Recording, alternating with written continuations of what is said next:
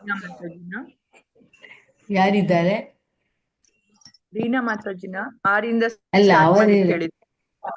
ಬೇರೆ ಯಾರು? ಬೇರೆ ಯಾರಿಲ್ಲ, ಆರಿಲ್ಲ. ಮತ್ತೆ ನೀವು ಮೇಲಿಂದಾನೇ ಸ್ಟಾರ್ಟ್ ಮಾಡ್ಬೇಕೇನೋ. ಆರಾದ್ಮೇಲೆ ಮತ್ತೆ ಯಾರು? ಯಾರಿಲ್ವಾ? ಉಮಾದೇವಿ ಇದ್ದಾರೆ, ಶ್ರುತಿ ಉಮಾದೇವಿ, ಇದ್ದಾರೆ.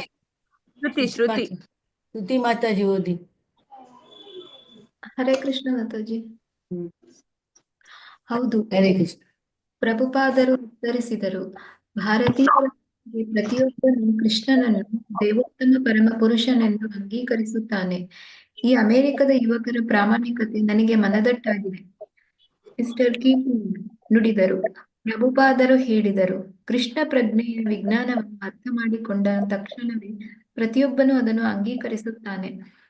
ಮಿಸ್ಟರ್ ಕೀಟಿಂಗ್ ಹೇಳಿದರು, ಸ್ವಾಮಿ ರಾಜಾನಂದಜಿ ಅವರು ಇಲ್ಲಿಗೆ ಬಂದಿದ್ದಾಗ ದೇವರೆಂದರೆ ಅವರ ಅರ್ಥ ಪ್ರಕಾರ ಏನೆಂದು ನಾನು ಅವರನ್ನು ಕೇಳಿ ಅವರು 1 ನಿಮಿಷ ಯೋಚಿಸಿ ಹೇಳಿದರು, ದೇವರೆಂದರೆ ನನ್ನ ಪ್ರಕಾರ ಒಬ್ಬ ಸತ್ಪುರುಷನನ್ನು ಇನ್ನೊಬ್ಬ ಸತ್ಪುರುಷನೊಂದಿಗೆ ಕೂಡಿಸುವ ಸೂತ್ರ. ಆ ಅರ್ಥವು ನನಗೆ ತುಂಬಾ ಸ್ವಾರಸ್ಯಕರವಾಗಿ ಕಂಡಿತು.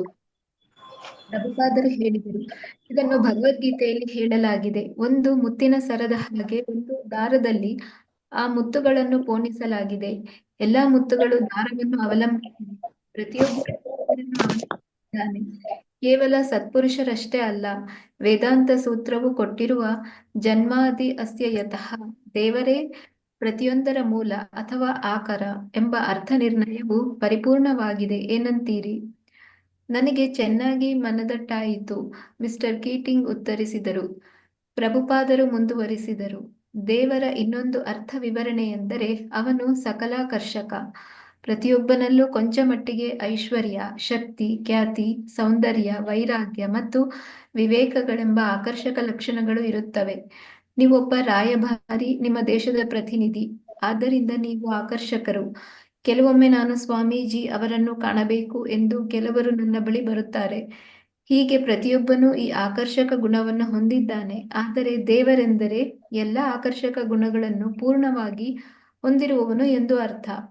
ಕೊಂಚ ಹೊತ್ತಾದ ಮೇಲೆ ರಾಯಭಾರಿ ಕೀಟಿಂಗ್ ಅವರು ತಮಗೆ ನಿರ್ವಹಿಸಬೇಕಾದ ಇತರ ಕರ್ತವ್ಯಗಳಿವೆ ಎಂದು ಹೇಳಿ ಪ್ರಭುಪಾದರ ಕ್ಷಮೆ ಯಾಚಿಸಿದರು. ನಾನೊಬ್ಬ ರಾಯಭಾರಿ, ಆದ್ದರಿಂದ ಈಗ ಅಲೌಕಿಕದಿಂದ ಲೌಕಿಕಕ್ಕೆ ಬರಬೇಕಾಗಿದೆ. ನಿಮ್ಮ ಭೇಟಿಯಾದದ್ದು ತುಂಬಾ ಸಂತೋಷ. ಪ್ರಭುಪಾದರು ಹೇಳಿದರು, ಈಗ ನಾನು ಸಹ ಲೌಕಿಕ ವಿಚಾರಕ್ಕೆ ಬರುತ್ತಿದ್ದೇನೆ. ಮುಂದಿನ ಬಾರಿ ನಾನು ಅಮೆರಿಕದ ಸಂಯುಕ್ತ ಸಂಸ್ಥಾನಗಳಿಗೆ ಬಂದಾಗ ರಾಷ್ಟ್ರಾಧ್ಯಕ್ಷರನ್ನು ಭೇಟಿಯಾಗಬೇಕೆಂಬ ಆಸೆ ಇದೆ. ಮಿಸ್ಟರ್ ಕೀಟಿಂಗ್ ಹೇಳಿದರು, ನಾನು ಅವರಿಗೆ ಪತ್ರ ಬರೆಯುತ್ತೇನೆ. ನಿಮಗೆ ನೆರವಾಗುವುದು ನನಗೆ ಸಂತೋಷದ ವಿಷಯ. ಪ್ರಭುಪಾದರು ಮುಗುಳ್ನಕ್ಕು ಹೇಳಿದರು, ನೀವು ಇಡೀ ಪ್ರಪಂಚದಲ್ಲಿ ಶಾಂತಿಯನ್ನು ನೆಲೆಗೊಳಿಸಲು ಮತ್ತು ಜನಕ್ಕೆ ಸಂತೋಷ ತರಲು ದುಡಿಯುತ್ತಿದ್ದೀರಿ. ಆದರೆ ಸಂತೋಷಗೊಳ್ಳುವ ಬದಲು ನಿಮ್ಮ ದೇಶದ ಜನ ಹಿಪ್ಪಿಗಳಾಗುತ್ತಿದ್ದಾರೆ. ಇದರಲ್ಲೇನೋ ದೋಷವಿದೆ. ಈ ದೋಷವನ್ನು ಸರಿಪಡಿಸಲು ಇಲ್ಲೊಂದು ಅವಕಾಶವಿದೆ. ಅದೇ ಕೃಷ್ಣ ಪ್ರಜ್ಞೆ. ಆದ್ದರಿಂದ ಜನರನ್ನು ಸಂತೋಷಗೊಳಿಸಲು ಏನಾದರೂ ವಾಸ್ತವಿಕವಾದದ್ದನ್ನು, ವೈಜ್ಞಾನಿಕವಾದದ್ದನ್ನು ಮಾಡೋಣ. ಆ ಸಂಜೆ ಪ್ರಭುಪಾದರು ತಮ್ಮ ಶಿಷ್ಯರಲ್ಲೊಬ್ಬನಿಗೆ ಅಂದಿನ ಭೇಟಿಯನ್ನು ಕುರಿತು ಹೀಗೆ ಬರೆದರು. ಇಂದು ಬೆಳಗ್ಗೆ ದೆಹಲಿಯಲ್ಲಿ ಭಾರತಕ್ಕೆ ಅಮೆರಿಕದ ರಾಯಭಾರಿಯಾದ ನಿಮ್ಮ ಮಿಸ್ಟರ್ ಕೆನೆತ್ ಕೀಟಿಂಗ್ ಅವರನ್ನು ನಾನು ಭೇಟಿಯಾದ ಬಗೆಗೆ ತಿಳಿದರು. ನಿನಗೆ ಸಂತೋಷವಾದೀತು. ಅವರಿಗೆ ನಮ್ಮ ಆಂದೋಲನದ ಬಗೆಗೆ ತುಂಬಾ ಗೌರವವಿದೆ. ಬಹುಶಃ ಈ ವಸಂತ ಋತುವಿನ ಕೊನೆಗೆ ನಾನು ನಿಮ್ಮ ದೇಶಕ್ಕೆ ಹಿಂದಿರುಗಿದಾಗ ನಿಮ್ಮ ರಾಷ್ಟ್ರಾಧ್ಯಕ್ಷರನ್ನು ನಾನು ಭೇಟಿಯಾಗಲು ವ್ಯವಸ್ಥೆ ಮಾಡುವಲ್ಲಿ ನೆರವಾಗುವುದಾಗಿ ಅವರು ಮಾತು ಕೊಟ್ಟಿದ್ದಾರೆ. ಆ ಆಂದೋಲನಕ್ಕೆ ಸಹಾಯ ಮಾಡಿ. ಇದು ನಿಮ್ಮ ಹಿಪ್ಪಿಗಳನ್ನು ಹ್ಯಾಪಿಗಳನ್ನಾಗಿ ಪರಿವರ್ತಿಸಿ ನಿಮ್ಮ ದೇಶಕ್ಕೆ ಒದಗಿರುವ ಮಹಾ ವಿಪತ್ತಿನಿಂದ ಅದನ್ನು ರಕ್ಷಿಸಲು ಸಹಾಯ ಮಾಡುತ್ತದೆ ಎಂದು ನಾನವರನ್ನು ಕೋರಿದ್ದೇನೆ. ಮುಂದೇನು ಮಾಡಬೇಕೋ ನೋಡೋಣ. ಹರೇ ಕೃಷ್ಣ ಮಾತಾಜಿ. ಹರೇ ಕೃಷ್ಣ. ನಿನ್ನೆ ನಾವೇನು ಹೇಳಿದ್ವಾ, ಅಲ್ಲಿ ಮಿಸ್ಟರ್ ಕೀಟಿಂಗ್ ಏನ್ ಕೇಳಿದ್ರು ಅವರಿಗೆ, ನಿಮ್ಮ ಭಾರತೀಯ ಫಾಲೋವರ್ಸ್ ಇದ್ದಾರೆ ಇಲ್ವಾ? ಆಗ ಪ್ರಭುಪಾದ ಏನ್ ಹೇಳ್ತಾರೆ, ಹೌದು ಇದ್ದಾರೆ. ಅಂದ್ರೆ ಭಾರತೀಯ ಮಟ್ಟಿಗೆ ಪ್ರತಿಯೊಬ್ಬರು ಅಂದ್ರೆ ಕೃಷ್ಣ ಅವರ ಗೊತ್ತಿದೆ, ಪ್ರತಿಯೊಬ್ಬರು ಕೃಷ್ಣ ದೇವೋತ್ತಮ ಪರಮೇಶ್ವರನ ಅಂಗೀಕರಿಸ ಎಕ್ಸೆಪ್ಟ್ ಮಾಡ್ತಾನೆ ಅಂತ ಇಲ್ಲಿ ಹೇಳಿದ್ದಾರೆ. ಸೊ ಈ ಅಮೆರಿಕದ ಯುವಕರ ಪ್ರಾಮಾಣಿಕತೆ ಅವರಿಗೆ ಮನದಟ್ಟಾಗಿದೆ ಎಂದು ಮಿಸ್ಟರ್ ಕೀಟಿಂಗ್ ಸಹ ಹೇಳಿದರು. ಆಗ ಪ್ರಭುಪಾದ ಹೇಳಿದ್ರು, ಕೃಷ್ಣ ಪ್ರಜ್ಞೆ ವಿಜ್ಞಾನವನ್ನು ಯಾರು ಕೃಷ್ಣ ಪ್ರಜ್ಞೆಯನ್ನು ಅರ್ಥ ಮಾಡಿಕೊಳ್ಳುತ್ತಾರೆ ಅವರಿಗೆ ಅದು ತಕ್ಷಣ ಗೊತ್ತ ಕೃಷ್ಣನು ದೇವೋತ್ತಮ ಪರಮಪುರುಷನೆಂದು. ಸೊ ಮಿಸ್ಟರ್ ಕೀಟಿಂಗ್ ಹೇಳಿದರು, ಸ್ವಾಮಿ ರಾಜಾನಂದಜಿ ಅವರು ಇಲ್ಲಿ ಬಂದಿದ್ದಾಗ ದೇವರೆಂದರೆ ಅಂದರೆ ಅವರ ಅಕಾರ್ಡಿಂಗ್ ಟು ಅವರ ಪ್ರಕಾರ ಅವರೇನು ಹೇಳಿದ್ರು, ಅವರು ದೇವರೆಂದರೆ ಒಬ್ಬ ಸತ್ಪುರುಷನನ್ನು ಇನ್ನೊಬ್ಬ ಸತ್ಪುರುಷನೊಂದಿಗೆ ಕೂಡಿಸುವ ಸೂತ್ರ ಅಂತ ಅವರು ಹೇಳಿದ್ರು. ಯಾರು ಇವರು ಕೀಟಿಂಗ್ ಹೇಳಿದ್ರು. ಆಗ ಅರ್ಥವು ನನಗೆ ತುಂಬಾ ಸ್ವಾರಸ್ಯಕರವಾಗಿ ಕಂಡಿತು ಅಂತ ಹೇಳ್ತಾರೆ ಯಾರು ಮಿಸ್ಟರ್ ಕೀಟಿಂಗ್. ಆಗ ಪ್ರಭುಪಾದ ಇದಕ್ಕೆ ಏನ್ ರಿಪ್ಲೈ ಮಾಡ್ತಾರೆ, ಇದನ್ನು ಭಗವದ್ಗೀತೆಯಲ್ಲಿ ಸಹ ಹೇಳಲಾಗಿದೆ. ಅಂದ್ರೆ ಒಂದು ಮುತ್ತಿನ ಸರ ಒಂದು ದಾರದಲ್ಲಿ ತುಂಬಾ ಮುತ್ತನ್ನು ಪೋಣಿಸಲಾಗಿದೆ. ಅಂದ್ರೆ ಎಲ್ಲಾ ಮುತ್ತುಗಳು ದಾರವನ್ನೇ ಅವಲಂಬಿಸಿದೆ. ಹಾಗೆ ಪ್ರತಿಯೊಬ್ಬರು ದೇವರನ್ನು ಅವಲಂಬಿಸಿದ್ದಾರೆ ಅಂತ ಹೇಳಿ ಹೇಳ್ತಾರೆ ಪ್ರಭುಪಾದರು. ಸೊ ಕೇವಲ ಸತ್ಪುರುಷರೇ ಅಲ್ಲ, ಎಲ್ಲರೂ ದೇವರನ್ನು ಅವಲಂಬಿಸಿದಾರಂತ. ಅಂದ್ರೆ ಜನ್ಯಾದಿ ಅಸ್ಯತ್ಯ, ದೇವರು ಪ್ರತಿಯೊಂದರ ಮೂಲ ಅಥವಾ ಆಕಾರ ಎಂದು ಇದರ ಅರ್ಥ ಅಂತ ಅವರಿಗೆ ಇದರ ಪರಿಪೂರ್ಣ ಏನಂತೀರಿ ಅಂತ ಪ್ರಭುಪಾದರು ಅವರಿಗೆ ಕೇಳ್ತಾರೆ ಮಿಸ್ಟರ್ ಕೀಟಿಂಗ್. ಆಗ ಕೀಟಿಂಗ್ ಹೇಳ್ತಾರೆ, ನನ್ಗೆ ಅದು ಅರ್ಥ ಆಯ್ತು ಅಂತ, ಕ್ಲಿಯರ್ ಆಯ್ತು ಅಂತ ಹೇಳ್ತಾರೆ. ಸೊ ಪ್ರಭುಪಾದರು ಮುಂದುವರಿಸಿ, ದೇವರ ಇನ್ನೊಂದು ಅರ್ಥ ಎಂದರೆ ಅವನು ಎಲ್ಲರಿಗೂ ಆಕರ್ಷಕ, ಸಕಲ ಆಕರ್ಷಕ, ಪ್ರತಿಯೊಬ್ಬನಲ್ಲೂ ಕೊಂಚ ಮಡಿ ಐಶ್ವರ್ಯ ಎಲ್ಲರಿಗೂ ಇದ್ದೆ ನಮ್ಮ ಐಶ್ವರ್ಯ, ಶಕ್ತಿ, ಖ್ಯಾತಿ, ಸೌಂದರ್ಯ, ವೈರಾಗ್ಯ, ವಿವೇಕ. ಸೊ ಆಕರ್ಷಣ ಲಕ್ಷಣಗಳು ಇರ್ತದೆ. ಅದೇ ನೀವೊಬ್ಬ ರಾಯಭಾರಿ, ಅದರಿಂದ ನಿಮ್ಮ ದೇಶದ ನೀವು ಪ್ರತಿನಿಧಿ, ಯಾರು ಮಿಸ್ಟರ್ ಕೀಟಿಂಗ್ ಪ್ರತಿನಿಧಿ, ಅದರಿಂದ ನೀವು ಸಹ ಎಲ್ಲರಿಗೆ ಆಕರ್ಷಕರು. ಸೊ ಕೆಲವೊಮ್ಮೆ ನಾನು ಸ್ವಾಮೀಜಿ ಅವರನ್ನು ಕಾಣಬೇಕೆಂದು ಕೆಲವರು ನನ್ನ ಬಳಿ ಬರುತ್ತಾರೆ. ಹೀಗೆ ಪ್ರತಿಯೊಬ್ಬನು ಈ ಆಕರ್ಷಕ ಗುಣವನ್ನು ಹೊಂದಿದೆ, ಎಲ್ಲರೂ ಹೊಂದಿದ್ದಾರೆ ಅಂತ ಪ್ರಭುಪಾದ ಹೇಳ್ತಾರೆ. ಅಂದರೆ ದೇವರೆಂದರೆ ಎಲ್ಲಾ ಆಕರ್ಷಣ ಗುಣ ಪೂರ್ಣವಾಗಿ ಹೊಂದಿರುವವನು ಅಂತ ಅರ್ಥ ಅಂತ ಇಲ್ಲಿ ಪ್ರಭುಪಾದ ಅವರಿಗೆ ಎಕ್ಸ್ಪ್ಲೇನ್ ಮಾಡ್ತಾರೆ. ಸೊ ಕೊಂಚ ಮತ್ತೆ ಸ್ವಲ್ಪ ಸಮಯದ ಮೇಲೆ ಏನ್ ಹೇಳ್ತಾರೆ ಮಿಸ್ಟರ್ ಕೀರ್ತಿಗ್ ಅವರು ತಮಗೆ ನಿರ್ವಹಿಸಬೇಕಾದ ಎಲ್ಲ ಕರ್ತವ್ಯಗಳನ್ನು ಹೇಳಿ, ಅಂದ್ರೆ ಏನ್ ಕರ್ತವ್ಯ ಮಾಡ್ಬೇಕು ಪ್ರಭುಪಾದರ ಕ್ಷಮೆ ಯಾಚಿಸಿದರು. ಮತ್ತು ನಾನೊಬ್ಬ ರಾಯಭಾರಿ, ಅದನ್ನು ಈಗ ಅಲೌಕಿಕದಿಂದ ಲೌಕಿಕಕ್ಕೆ ಬರಬೇಕಾಗಿದ್ದೆ ಎಂದು ನಿಮ್ಮ ಭೇಟಿಯ ತುಂಬಾ ಸಂತೋಷ ಅಂತ ಪ್ರಭುಪಾದ ಹೇಳ್ತಾರೆ. ಮಿಸ್ಟರ್ ಕೀರ್ತಿಗ್ ಹೇಳ್ತಾರೆ. ಪ್ರಭುಪಾದ ಹೇಳ್ತಾರೆ, ಈಗ ನಾನು ಸಹ ಪ್ರಭುಪಾದ ಏನೇನು ಹೇಳ್ತಾರೆ, ನಾನು ಸಹ ಈಗ ಲೌಕಿಕ ವಿಚಾರದಲ್ಲಿ ಬರ್ತಿದ್ದೇನೆ. ಯಾಕೆಂದ್ರೆ ಅವರು ಸಹ ಅಲ್ಲಿ ಅಮೆರಿಕಾಗೆ ಹೋಗ್ತಾ ಇದ್ದಾರೆ, ಅಲ್ಲಿ ರಾಷ್ಟ್ರಾಧ್ಯಕ್ಷನ ಭೇಟಿ ಆಗ್ಬೇಕೆಂದು ಅವರಿಗೆ ಆಸೆ ಇದೆ. ಅಂದ್ರೆ ಅದು ಲೌಕಿಕ ಅಲ್ಲ, ಅದಕ್ಕೆ ಅವ್ರು ಹೇಳ್ತಾರೆ ನನಗೆ ಈಗ ಲೌಕಿಕ ವಿಚಾರದಲ್ಲಿ ಇದ್ದೇನೆ ಅಂತ. ಸೊ ಆಗ ಮಿಸ್ಟರ್ ಕೀಟಿಂಗ್ ಹೇಳ್ತಾರೆ, ನಾನು ಅವರಿಗೆ ಪತ್ರ ಬರೀತೇನೆ, ನಿಮಗೆ ನೆರವಾಗೋ ನನಗೆ ಸಂತೋಷ ವಿಷಯ ಅಂತ ಅವರು ರಿಪ್ಲೈ ಮಾಡ್ತಾರೆ. ಸೊ ಪ್ರಭುಪಾದರು ನಕ್ಕು ಹೇಳ್ತಾರೆ, ನೀವು ಇಡೀ ಪ್ರಪಂಚದಲ್ಲಿ ಶಾಂತಿಯನ್ನು ನೆಲೆಗೊಳಿಸುವ ಮತ್ತು ಜನಕ್ಕೆ ಸಂತೋಷ ತರುತ್ತೀರಿ. ಯಾರಿಗೆ ಮಿಸ್ಟರ್ ಕೀಟಿಂಗ್ ಹೇಳ್ತಾರೆ. ಆದರೆ ಸಂತೋಷಗೊಳ್ಳುವ ಬದಲು ನಿಮ್ಮ ಜನ ಏನಾಗ್ತಾರೆ, ಅವರು ಹಿಪ್ಪಿ ಆಗ್ತಾ ಇದ್ದಾರೆ ಅಂತ ಹೇಳ್ತಾರೆ ಯಾರಿಗೆ ಮಿಸ್ಟರ್ ಕೀಟಿಂಗ್. ಸೊ ಇದರಲ್ಲಿ ಏನು ದೋಷವಿದೆ, ಅಂದ್ರೆ ಈ ದೋಷ ಇದೆ ಅದರಲ್ಲಿ, ಅಂದ್ರೆ ಯಾಕೆ ನಿಮ್ಮ ಇದರಲ್ಲಿ ಎಲ್ಲರೂ ಹಿಪ್ಪಿ ಆಗ್ತಾ ಇದ್ದಾರೆ ಅಂತ ಪ್ರಭುಪಾದವರಿಗೆ ಹೇಳ್ತಾರೆ. ಆಗ ಅಂದ್ರೆ ಈ ದೋಷವನ್ನು ಸರಿಪಡಿಸಲು ಇಲ್ಲೊಂದು ಅವಕಾಶ ಇದೆ ಅಂತ ಪ್ರಭುಪಾದ ಹೇಳ್ತಾರೆ. ಅದೇನು, ಅದೇ ಕೃಷ್ಣ ಪ್ರಜ್ಞೆ. ಅದರಿಂದ ಅಲ್ಲಿ ಅಮೆರಿಕ ಹೋಗುದು ಅದಕ್ಕಾಗಿ ಪ್ರಭುಪಾದರು. ಸೊ ಅದರಿಂದ ಜನರ ಸಂತೋಷಗೊಳಿಸಲು ಏನಾದರೂ ವಾಸ್ತವಿಕವಾದದನ್ನು ವೈಜ್ಞಾನಿಕ ಮಾಡೋಣ, ಅಂದ್ರೆ ಏನಾದರೂ ಚೇಂಜಸ್ ಮಾಡು, ಅವರಿಗೆ ಹೇಗೆ ಸಂತೋಷಗೊಳಿಸೋದು, ಅವರಿಗೇನು ಹಿಪ್ಪಿ ಅವರನ್ನು ಹ್ಯಾಪಿ ಹೇಗೆ ಮಾಡುದು ಅಂತ ಪ್ರಭುಪಾದರು ಅವರಿಗೆ ಹೇಳ್ತಾರೆ. ಸೊ ಆ ಸಂಜೆ ಪ್ರಭುಪಾದ ತಮ್ಮ ಶಿಷ್ಯರಲ್ಲಿ ಅಂದಿನ ಭೇಟಿನ ಕುರಿತು ಹೀಗೆ ಲೆಟರ್ ಬರೀತಾರೆ. ಅಂದ್ರೆ ದೆಹಲಿಯಲ್ಲಿ ಭಾರತಕ್ಕೆ ಅಮೆರಿಕದ ರಾಯಭಾರ ಮಿಸ್ಟರ್ ಕೆನೆತ್ ಕೀಟಿಂಗ್ ಅವರನ್ನು ಭೇಟಿಯಾದ ಬಗ್ಗೆ ಅವರು ತಿಳಿಸ್ತಾರೆ ಏನೇನಾಯ್ತಂತ. ಆಗ ಅವರ ಆಂದೋಲನ, ಕೃಷ್ಣ ಪ್ರಜ್ಞೆ ಆಂದೋಲನ ಬಗ್ಗೆ ಅವರಿಗೆ ತುಂಬಾ ಗೌರವ ಇದೆ. ಈ ವಸಂತ ಋತುವಿನ ಕೊನೆಗೆ ಅವರು ದೇಶಕ್ಕೆ ಹಿಂದಿರುಗುವಾಗ ಈ ರಾಷ್ಟ್ರಾಧ್ಯಕ್ಷರನ್ನು, ಅಂದ್ರೆ ಅಲ್ಲಿಯ ರಾಷ್ಟ್ರ ಭೇಟಿಯಾಗಲು ವ್ಯವಸ್ಥೆ ಮಾಡುವಲ್ಲಿ ಅವರು ಹೆಲ್ಪ್ ಮಾಡ್ತಾರೆ ಅಂತ ಮಾತು ಕೊಟ್ಟಿದ್ದಾರೆ. ಯಾರು ಮಿಸ್ಟರ್ ಕೀಟಿಂಗ್ ಪ್ರಭುಪಾದರಿಗೆ. ಸೊ ಆಂದೋಲನಕ್ಕೆ ಸಹಾಯ ಮಾಡ್ಲಿಕ್ಕೆ ಸಹ ಹೆಲ್ಪ್ ಮಾಡ್ತಾರೆ ಅಂತ ಹೇಳಿದ್ದಾರೆ. ಇದು ಹಿಪ್ಪಿಗಳನ್ನು ಹ್ಯಾಪಿಗಳನ್ನಾಗಿ ಪರಿವರ್ತಿಸಿ ಅವರ ದೇಶಕ್ಕೆ ಒದಗಿರುವ ವಿಪತ್ತಿನಿಂದ ಅದನ್ನು ರಕ್ಷಿಸಲು ಸಹಾಯ ಮಾಡ್ತದೆ ಎಂದು ಅವರು ಪ್ರಭುಪಾದರವರಿಗೆ ಇದು ಮಾಡ್ತಾರೆ. ಅಂದ್ರೆ ನಿಮ್ಮ ರಾಜ್ಯದಲ್ಲಿ ಹೆಪ್ಪಿಯರನ್ನು ನಾನು ಹ್ಯಾಪಿ ಮಾಡ್ತೇನೆ ಅಂತ ಪ್ರಭುಪಾದ ಅವರಿಗೆ ಇದು ಕೊಡ್ತಾರೆ, ಭಾಷೆ ಕೊಡ್ತಾರೆ. ಸೊ ಹರೇ ಕೃಷ್ಣ ಮಾತಾಜಿ. ನೆಕ್ಸ್ಟ್ ಯಾರು ಓದ್ತೀರಿ? ಹರೇ ಕೃಷ್ಣ. ಓದ್ಲಾ ಮಾತಾಜಿ? ಓದಿ. ಪಾಕಿಸ್ತಾನವು ಪಶ್ಚಿಮದ ಗಡಿಯಲ್ಲಿ ಭಾರಿ ಗಾಳಿಯನ್ನು ಮಾತಾಜಿ ಮೇಲಿನ ಪ್ರಯೋಗ ಮಾರನೇ ದಿನ. ಮಾತಾಜಿ ಮಾರನೇ ದಿನ ಪ್ರಭುಪಾದರು ದೆಹಲಿಯ ಬೀದಿಗಳಲ್ಲಿ ವಾಯು ಸಂಚಾರಕ್ಕೆ ಹೋಗುತ್ತಿದ್ದಾಗ ಬೈಸಿಕಲ್ ಮೇಲೆ ಹೋಗುತ್ತಿದ್ದ ದಿನಪತ್ರಿಕೆಗಳ ಮಾರಾಟದ ಹುಡುಗನಿಂದ ಒಂದು ದಿನಪತ್ರಿಕೆ ಕೊಂಡುಕೊಳ್ಳಲು ಶಿಷ್ಯನೊಬ್ಬನಿಗೆ ಹೇಳಿದರು.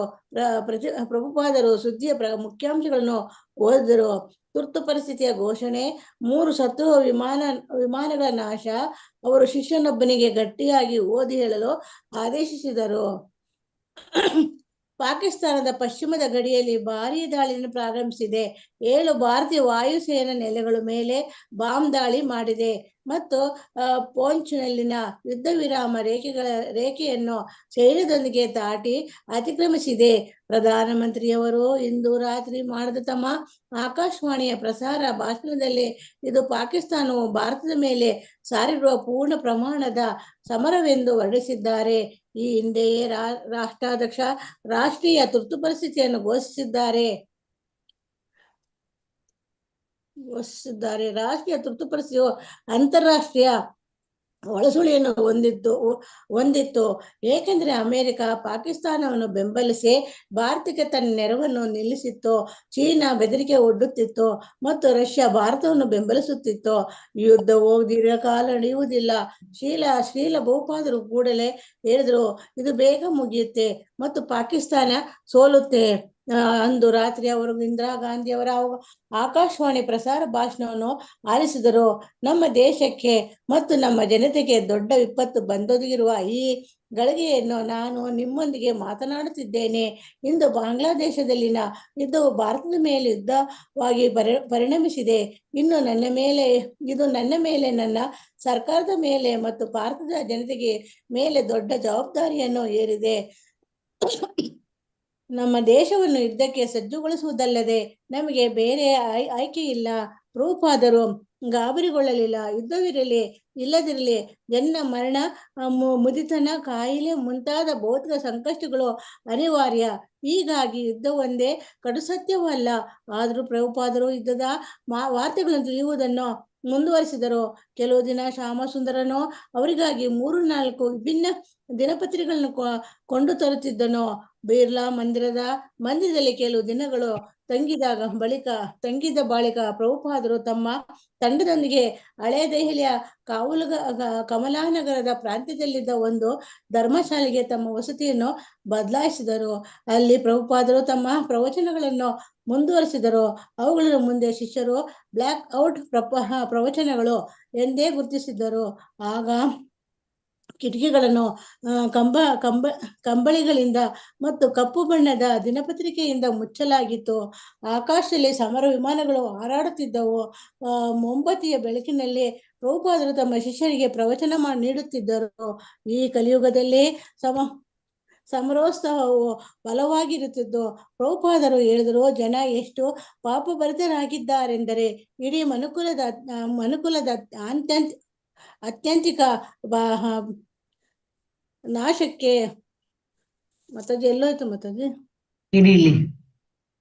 ನಾಶಕ್ಕೆ ಅವರು ಅಣಸ್ತ್ರಗಳನ್ನು ಸೇಕರಿಸುತ್ತಿದ್ದಾರೆ. ಕೆಲವು ಸಲ ಪ್ರಭುಪಾದರು ಗುಂಪಿನ ಉದ್ದೇಶಿಸಿ ಮಾತನಾಡಲು ಶಿಷ್ಯರಲ್ಲೊಬ್ಬನಿಗೆ ಹೇಳುತ್ತಿದ್ದರು, ಅತಿಥಿಗಳಿಗಾಗಿ ಯಾರೂ ಬರುತ್ತಿರಲಿಲ್ಲ, ಏಕೆಂದರೆ ಬ್ಲಾಕ್ ಔಟ್ ವೇಳೆಯಲ್ಲಿ ಯಾರೂ ಬೀದಿಗಳಲ್ಲಿ ಓಡಾಡುವಂತಿರಲಿಲ್ಲ. ಕೆಲವು ರಾತ್ರಿ ಪೊಲೀಸರು ಅಡ್ಡಿಪಡಿಸುತ್ತಿದ್ದರು. ಬಾಗಿಲು ಬಡಿದು ಮೊಂಬತ್ತಿಗಳನ್ನು ಸಹ ನಂದಿಸಲು ಶಿಷ್ಯರನ್ನು ಒತ್ತಾಯಿಸುತ್ತಿದ್ದರು. ಹರೇ ಕೃಷ್ಣ ಮಾತಾಜಿ. ಹರೇ ಕೃಷ್ಣ ಮಾತಾಜಿ, ಧನ್ಯವಾದ. ಹರೇ ಕೃಷ್ಣ, ಧನ್ಯವಾದ. ಓಕೆ, ಇಲ್ಲಿಂದಲ್ಲ ಇಲ್ಲಿ. ಓಕೆ, ಮತ್ತೆ ನೆಕ್ಸ್ಟ್ ಡೇ ಏನಾಯ್ತು ಅಲ್ಲಿ ಅಂದ್ರೆ ಅದು ಇಂಡಿಯಾ ಪಾಕಿಸ್ತಾನ ವಾರ್ ಸ್ಟಾರ್ಟ್ ಆಯ್ತು 1917 ಆಗ ಅಲ್ಲಿ ಬೀದಿಯಲ್ಲಿ ಎಲ್ಲ ಹೋಗಿದ್ದಾಗ ಒಂದು ಬೈಸೈಕಲ್ ನಿಂದ ಯಾರು ಅವರ ಶಿಷ್ಯರಿಗೆ ಹೇಳಿದ ಒಂದು ಪತ್ರಿಕೆ ಅಂದ್ರೆ ದಿನಪತ್ರಿಕೆ ತರ್ಲಿಕ್ಕೆ ಹೇಳಿದ್ರು. ಅವ್ರು ತಂದ್ರು. ಅಲ್ಲಿ ಅವ್ರು ಓದಿದ್ರು. ಆ ಪತ್ರಿಕೆಯಲ್ಲಿ ಏನಿತ್ತು, ತುರ್ತು ಪರಿಸ್ಥಿತಿಯ ಘೋಷಣೆ, ಅಂದ್ರೆ ವಾರ್ ಸ್ಟಾರ್ಟ್ ಆಗಿದೆ, 3 ಶತ್ರು ವಿಮಾನ ನಾಶ ಆಯಿತು. ಅದನ್ನು ಅವರು ಶಿಷ್ಯನಿಗೆ ಹೇಳಿದ್ರು, ಜೋರಿಗೆ ಓದಿ ಅಂತ ಹೇಳಿದ್ರು. ಯಾರು? ಪ್ರಭುಪಾದರು. ಸೊ ಅಲ್ಲಿ ಏನ್ ಬರ್ದಿತ್ತು, ಪಾಕಿಸ್ತಾನ ಪಶ್ಚಿಮದ ಕಡೆಯಲ್ಲಿ ಭಾರಿ ದಾಳಿಯನ್ನು ಪ್ರಾರಂಭಿಸಿದೆ, ಸ್ಟಾರ್ಟ್ ಆಗಿದೆ ವಾರ್. ಮತ್ತು 7 ಭಾರತೀಯ ವಾಯುಸೇನಾ ನೆಲೆಗಳ ಮೇಲೆ ವಾಯುಸೇನಾ, ನಮ್ಮ ಭಾರತದ ವಾಯುಸೇನಾ ಸಹ ನೆಲೆಗಳ ಮೇಲೆ ದಾಳಿ ಮಾಡಿದೆ. ಮತ್ತು ಪೂಂಚ್ನಲ್ಲಿ, ಅಲ್ಲಿ ಆ ಜಗದ ಹೆಸರು ಪೂಂಚ್, ಅದು ಬಾರ್ಡರ್, ಅಲ್ಲಿ ವಿರಾಮದ ರೇಖೆ, ಅಲ್ಲಿ ಅದನ್ನು ಸಹ ಇಂಡಿಯಾ ಅದನ್ನು ಸಹ ದಾಟಿ ಹೋಯ್ತಂತೆ, ಆಕ್ರಮಿಸ್ತಂತೆ. ಸೊ ಪ್ರಧಾನಮಂತ್ರಿ ಆ ರಾತ್ರಿ ತಮ್ಮ ಆಕಾಶವಾಣಿ ಪ್ರಸಾರ ಮಾಡಿದೆ, ಏನಂತೆ ಪಾಕಿಸ್ತಾನ ಭಾರತದ ಮೇಲೆ ಸಾರಿರುವ ಪೂರ್ಣ ಪ್ರಮಾಣದ ಸಮರ ಎಂದು ವರ್ಣಿಸ್ತಾರೆ.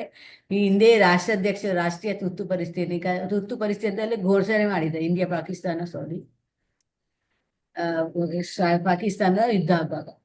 ಸೊ ರಾಷ್ಟ್ರೀಯ ತುರ್ತು ಪರಿಸ್ಥಿತಿಯ ಅಂತಾರಾಷ್ಟ್ರೀಯ ಒಳಸುಳಿಗಳನ್ನು ಹೊಂದಿತ್ತು. ಯಾಕೆಂದ್ರೆ ಇಲ್ಲಿ ಪಾಕಿಸ್ತಾನಕ್ಕೆ ಯಾರು ಸಪೋರ್ಟ್ ಇದ್ರು, ಅಮೆರಿಕ ಸಪೋರ್ಟ್ ಮಾಡ್ತಿದ್ರು, ಮತ್ತೆ ಭಾರತಕ್ಕೆ ಯಾರು ಸಪೋರ್ಟ್ ಮಾಡಿದ್ರು, ರಷ್ಯಾ ಸಪೋರ್ಟ್ ಮಾಡ್ತಿತ್ತು. ಸೊ ಈ ಯುದ್ಧ ಅಂದ್ರೆ ಪ್ರಭುವಾದ ಆಲ್ರೆಡಿ ಗೊತ್ತಿತ್ತು, ಇದು ಪಾಕಿಸ್ತಾನ ಮತ್ತು ಭಾರತ ಹೆಚ್ಚು ಕಾಲ ನಡೆಯಲಿಕ್ಕೆ ಸಾಧ್ಯವಿಲ್ಲ. ಅವ್ರು ಹೇಳಿದ್ರು, ಆಗಲೇ ಹೇಳಿದ್ರು, ಈ ಯುದ್ಧದಲ್ಲಿ ಪಾಕಿಸ್ತಾನ ಸೋಲ್ತದೆ ಅಂತ ಪ್ರಭುವಾದ ಮುಂಚೆ ಹೇಳಿದ್ರು. ಸೊ ಆ ರಾತ್ರಿಯೇ ಇಂದಿರಾ ಗಾಂಧಿ ಒಂದು ಭಾಷಣ ಮಾಡಿದರು. ಅದನ್ನು ಅವರು ಪ್ರಭು ಹತ್ರ ಕೇಳಿದ್ರು, ಏನದ್ರಲ್ಲಿ ಮಾಡಿದರು ಇಂದಿರಾ ಗಾಂಧಿ, ನಮ್ಮ ದೇಶಕ್ಕೆ ಮತ್ತು ನಮ್ಮ ಜನತೆ ದೊಡ್ಡ ವಿಪತ್ತು ಒದಗಿರುವ ಈ ಗಳಿಗೆ ನಾನು ನಿಮ್ಮೊಂದಿಗೆ ಏನಾಯ್ತೆಂದು ಮಾತನಾಡುತ್ತಿದ್ದೇನೆ. ಇಂದು ಬಾಂಗ್ಲಾದೇಶದಲ್ಲಿನ ಯುದ್ಧ ಭಾರತದ ಮೇಲೆ ಯುದ್ಧ ಆಗಿ ಪರಿಣಮಿಸಿದೆ. ಇದು ನನ್ನ ಮೇಲೆ, ನನ್ನ ಸರ್ಕಾರದ ಮೇಲೆ, ಭಾರತದ ಜನತೆಯ ಮೇಲೆ ದೊಡ್ಡ ಜವಾಬ್ದಾರಿಯನ್ನು ಹೇರಿದೆ. ಅಂದ್ರೆ ಇದು ನಮ್ಮ ಎಲ್ಲರ ಮೇಲೆ ಜವಾಬ್ದಾರಿ ಆಗಿದೆ ಈಗ ದೇಶ.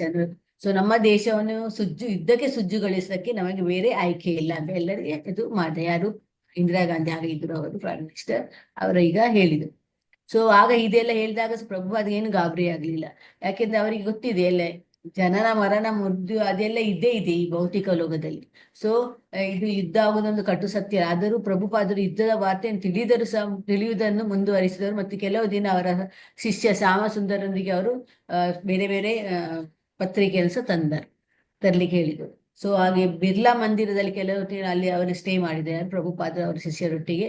ಮತ್ತು ಅವರ ಶಿಷ್ಯರೊಂದಿಗೆ ಅಲ್ಲಿ ಎಲ್ಲಿ ಹೋದ್ರು, ಒಂದು ಧರ್ಮಶಾಲೆಗೆ, ಕಮಲಾನಗರ್ ಒಂದು ಧರ್ಮಶಾಲೆಗೆ ಹೋದ್ರು.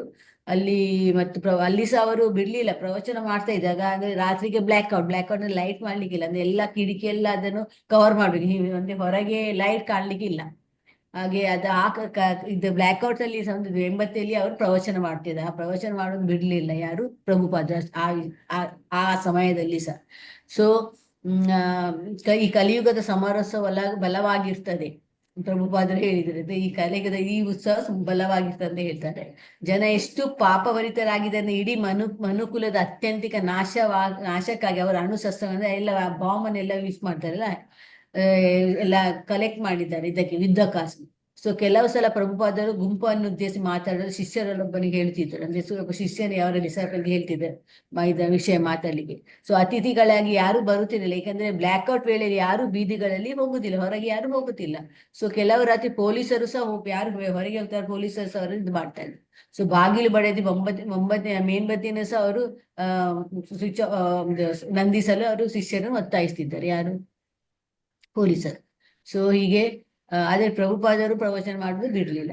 ಸೊ ಪತ್ರ ಒಂದರಲ್ಲಿ ಪ್ರಭುಪಾದ ಹೀಗೆ ಬರೆದರು, ಆಗ ಒಂದು ಲೆಟರ್ ಬರೆದ್ರು ಪ್ರಭುಪಾದರು, ಭಾರತದಲ್ಲಿನ ಯುದ್ಧದಿಂದಾಗಿ ನಮ್ಮ ಕಾರ್ಯಕ್ರಮಗಳು ಮಸ್ತು ಕಡಿಮೆ. ಅಂದ್ರೆ ಅವರಿಗೆ ಮೋಸ್ಟ್ಲಿ ಅವರೆಲ್ಲ ಬರೆಯುವುದೆಲ್ಲ ರಾತ್ರಿಯಲ್ಲಿ ಅಲ್ಲ. ಸೊ ಅವರಿಗೆ ಅವರು ರಾತ್ರಿ ಅದು ಮಾಡ್ಲಿಕ್ಕೆ ಆಗುತ್ತಿರ್ಲಿಲ್ಲ.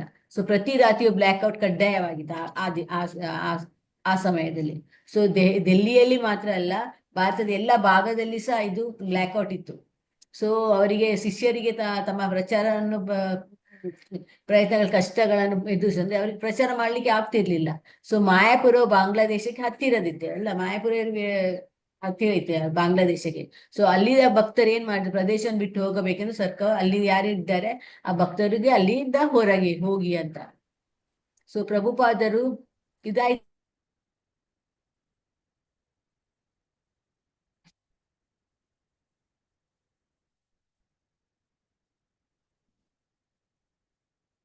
ಹರೇ ಕೃಷ್ಣ ಮಾತಾಜಿ. ಶಾಂತಿ ರೂಪಿಣಿ ಮಾತಾಜಿ ಇದ್ದಾರೆ, ಸುನೀತಾ ಮಾತಾಜಿ ಇದ್ದಾರೆ ಎಸ್ ಇಂದ ಓದ್ಲಿಕ್ಕೆ. ಮಾತಾಜಿ ನಾನು ಯಾರು? ಮಂಜುಳಾ ದೇವಿ ಮಾತಾಜಿ. ಮಂಜುಳಾ ದೇವಿ ನೀವು ಎಮ್ಮಿಂದಲ್ವಾ? ಇಲ್ಲಿ ಈಗ ಎಸ್ ಆಗ್ತಾ ಇದೆ ಅಲ್ವಾ? ಓಕೆ ಮಾತಾಜಿ, ಸರಿ ಸರಿ.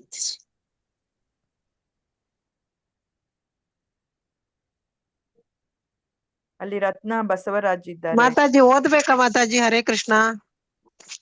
ಓದಿ, ಅವ್ರದ್ದು ಕರೆಂಟ್ ಹೋಯ್ತಾ ಯಾವ ಅಂತ ಗೊತ್ತಿಲ್ಲ. ಪ್ಯಾರಾಗ್ರಾಫ್? ಸ್ಕ್ರೀನ್ ಹೋಯ್ತಲ್ಲ. ಸ್ಕ್ರೀನ್ ಹೋಯ್ತಾ, ಅದೇ ಅಲ್ಲಿ ಕರೆಂಟ್ ಹೋಯ್ತಾ ಅಂತ.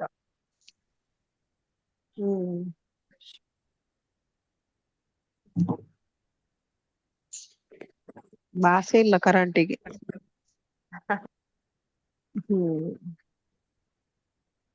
ನಿಮ್ಮ ಹತ್ರ ಬುಕ್ ಇದ್ರೆ ಓದ್ಬೋದು. ಬುಕ್ ಹುಡುಕಬೇಕು, ಉಮಾದೇವಿ ಮೇಲೆ ಎಲ್ಲಿ ಎಲ್ಲೋ ತನಕ ಇದೆ. ಓದಿದ್ರು ಅವರಿಗೆ ಗೊತ್ತಾ? ಉಮಾದೇವಿ ನನ್ನ ಹತ್ರ ಬುಕ್ ಇಲ್ಲ ಮಾತಾಜಿ. ಅಲ್ಲ, ನೀವು ಎಲ್ಲಿ ತನಕ ಓದಿದ್ರಿ ಅಂತ. ಅದೇ ಪ್ರಭುಪಾದರು ಪ್ರವಚನ ಮಾಡಕ್ಕೆ ಆಗ್ತಿತ್ತಿಲ್ಲ ಅಂತ ಅಷ್ಟು ಓದಿದ್ದೆ ಮಾತಾಜಿ. ಕೃಷ್ಣ ಕೇಳಿತಾ ನನ್ಗೆ? ನನ್ನ ಇದು ಹೋಯ್ತು ನೆಟ್ವರ್ಕ್. ಅದೇ ಮಾತಾಜಿ, ನೆಕ್ಸ್ಟ್ ಓದ್ಲಿಕ್ಕೆ ಶಾಂತಿ ರೂಪಿಣಿ ಇದ್ದಾರೆ, ಸುನೀತಾ ಮಾತಾಜಿ ಇದ್ದಾರೆ, ಅದೇ ನನಗೆ ಅಸ್ಮಿತಾ ಹೋಸ್ಟ್ ಇದ್ದಾರೆ. ಮಾಡ್ಬೇಕು. ರೀನಾ ಮಾತಾಜಿ ಹೋಸ್ಟ್ ಮಾಡಿ. ಓಕೆ, ಹೋಸ್ಟ್ ಏನನ್ನದೇನು. ಹರೇ ಕೃಷ್ಣ, ರೀನಾ ಮಾತಾಜಿ ಇದ್ದಾರೆಯಾ? ವೀಣಾ ಮಾತಾಜಿ ಇಲ್ವಲ್ಲ. ಬರೀ ಕಾಲ್ ಲತಾ ಮಾಡ್ತೇನೆ ಮಾತಾಜಿ ಅವರಿಗೆ. ಹೋಸ್ಟ್ ಆಗಿದ್ದಾರೆ. ಲತಾ ಮಾತಾಜಿ ಹೋಸ್ಟ್ ಲತಾ ಆಗಿದ್ದಾರೆ. ಮಾತಾಜಿ ನಾನು ಹೋಸ್ಟ್ ಆಗಿದ್ದೇನೆ. ನಾನ್ ಮಾಡ್ತೇನೆ, ನಿಮ್ಮನ್ನ ಹೋಸ್ಟ್ ಮಾಡ್ತೇನೆ. ನೋಡಿರ್ಲಿಲ್ಲ ನಾನು. ಓಕೆ, ಕರೆಂಟ್ ಹೋಯ್ತು, ಪ್ರಾಬ್ಲಮ್. ಸರಿ, ನೀವು ಕೋಹೋಸ್ಟ್ ಆದ್ರಿ ಈಗ. ಆಯ್ತಾ?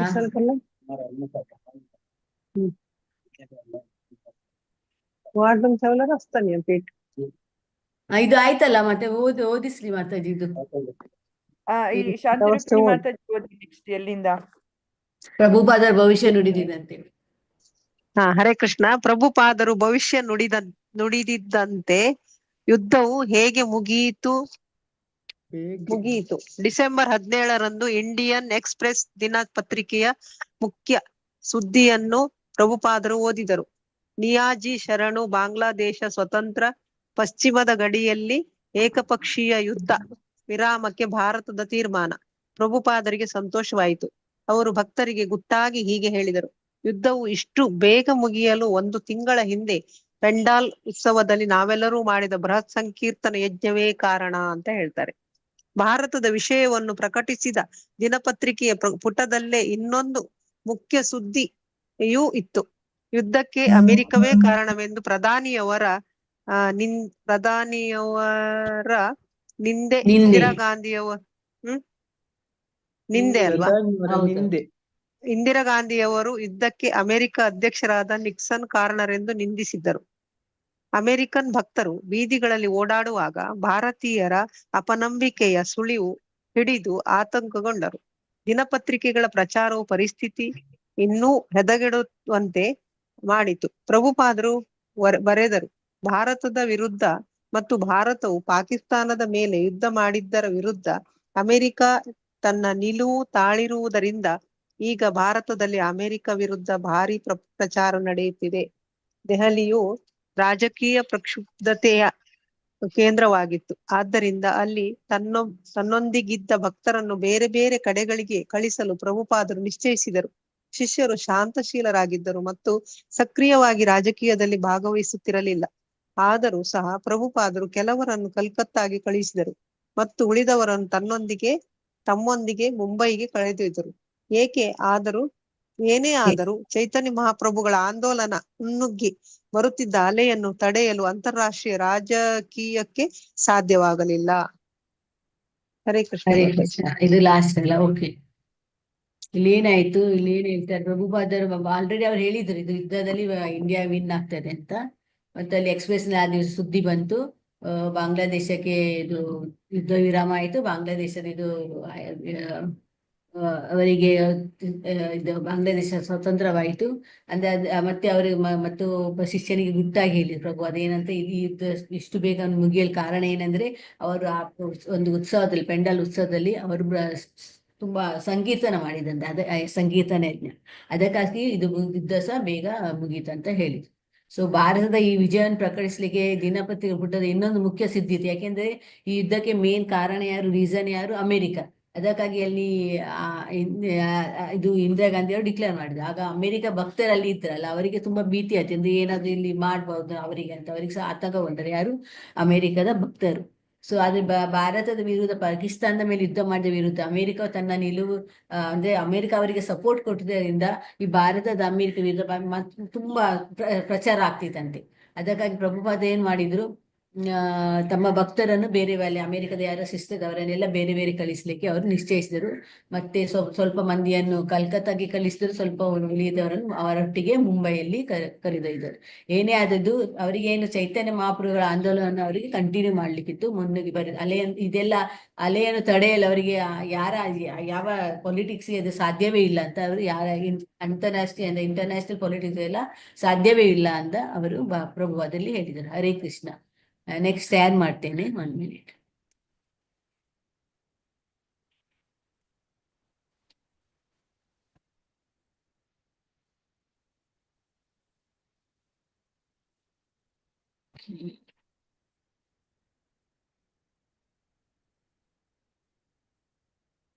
ರತ್ನ ಬಸವರಾಜ್ ಅವ್ರನ್ನ ಓದ್ಲಿಕ್ಕೆ ಹೇಳಿ ನೆಕ್ಸ್ಟ್ ಮಾತಾಜಿ. ಹರೇ ಕೃಷ್ಣ. ಮಾತಾಜಿ ನಾನು ಓದ್ತೀನಿ ಮಾತಾಜಿ. 1 minute ಶೇರ್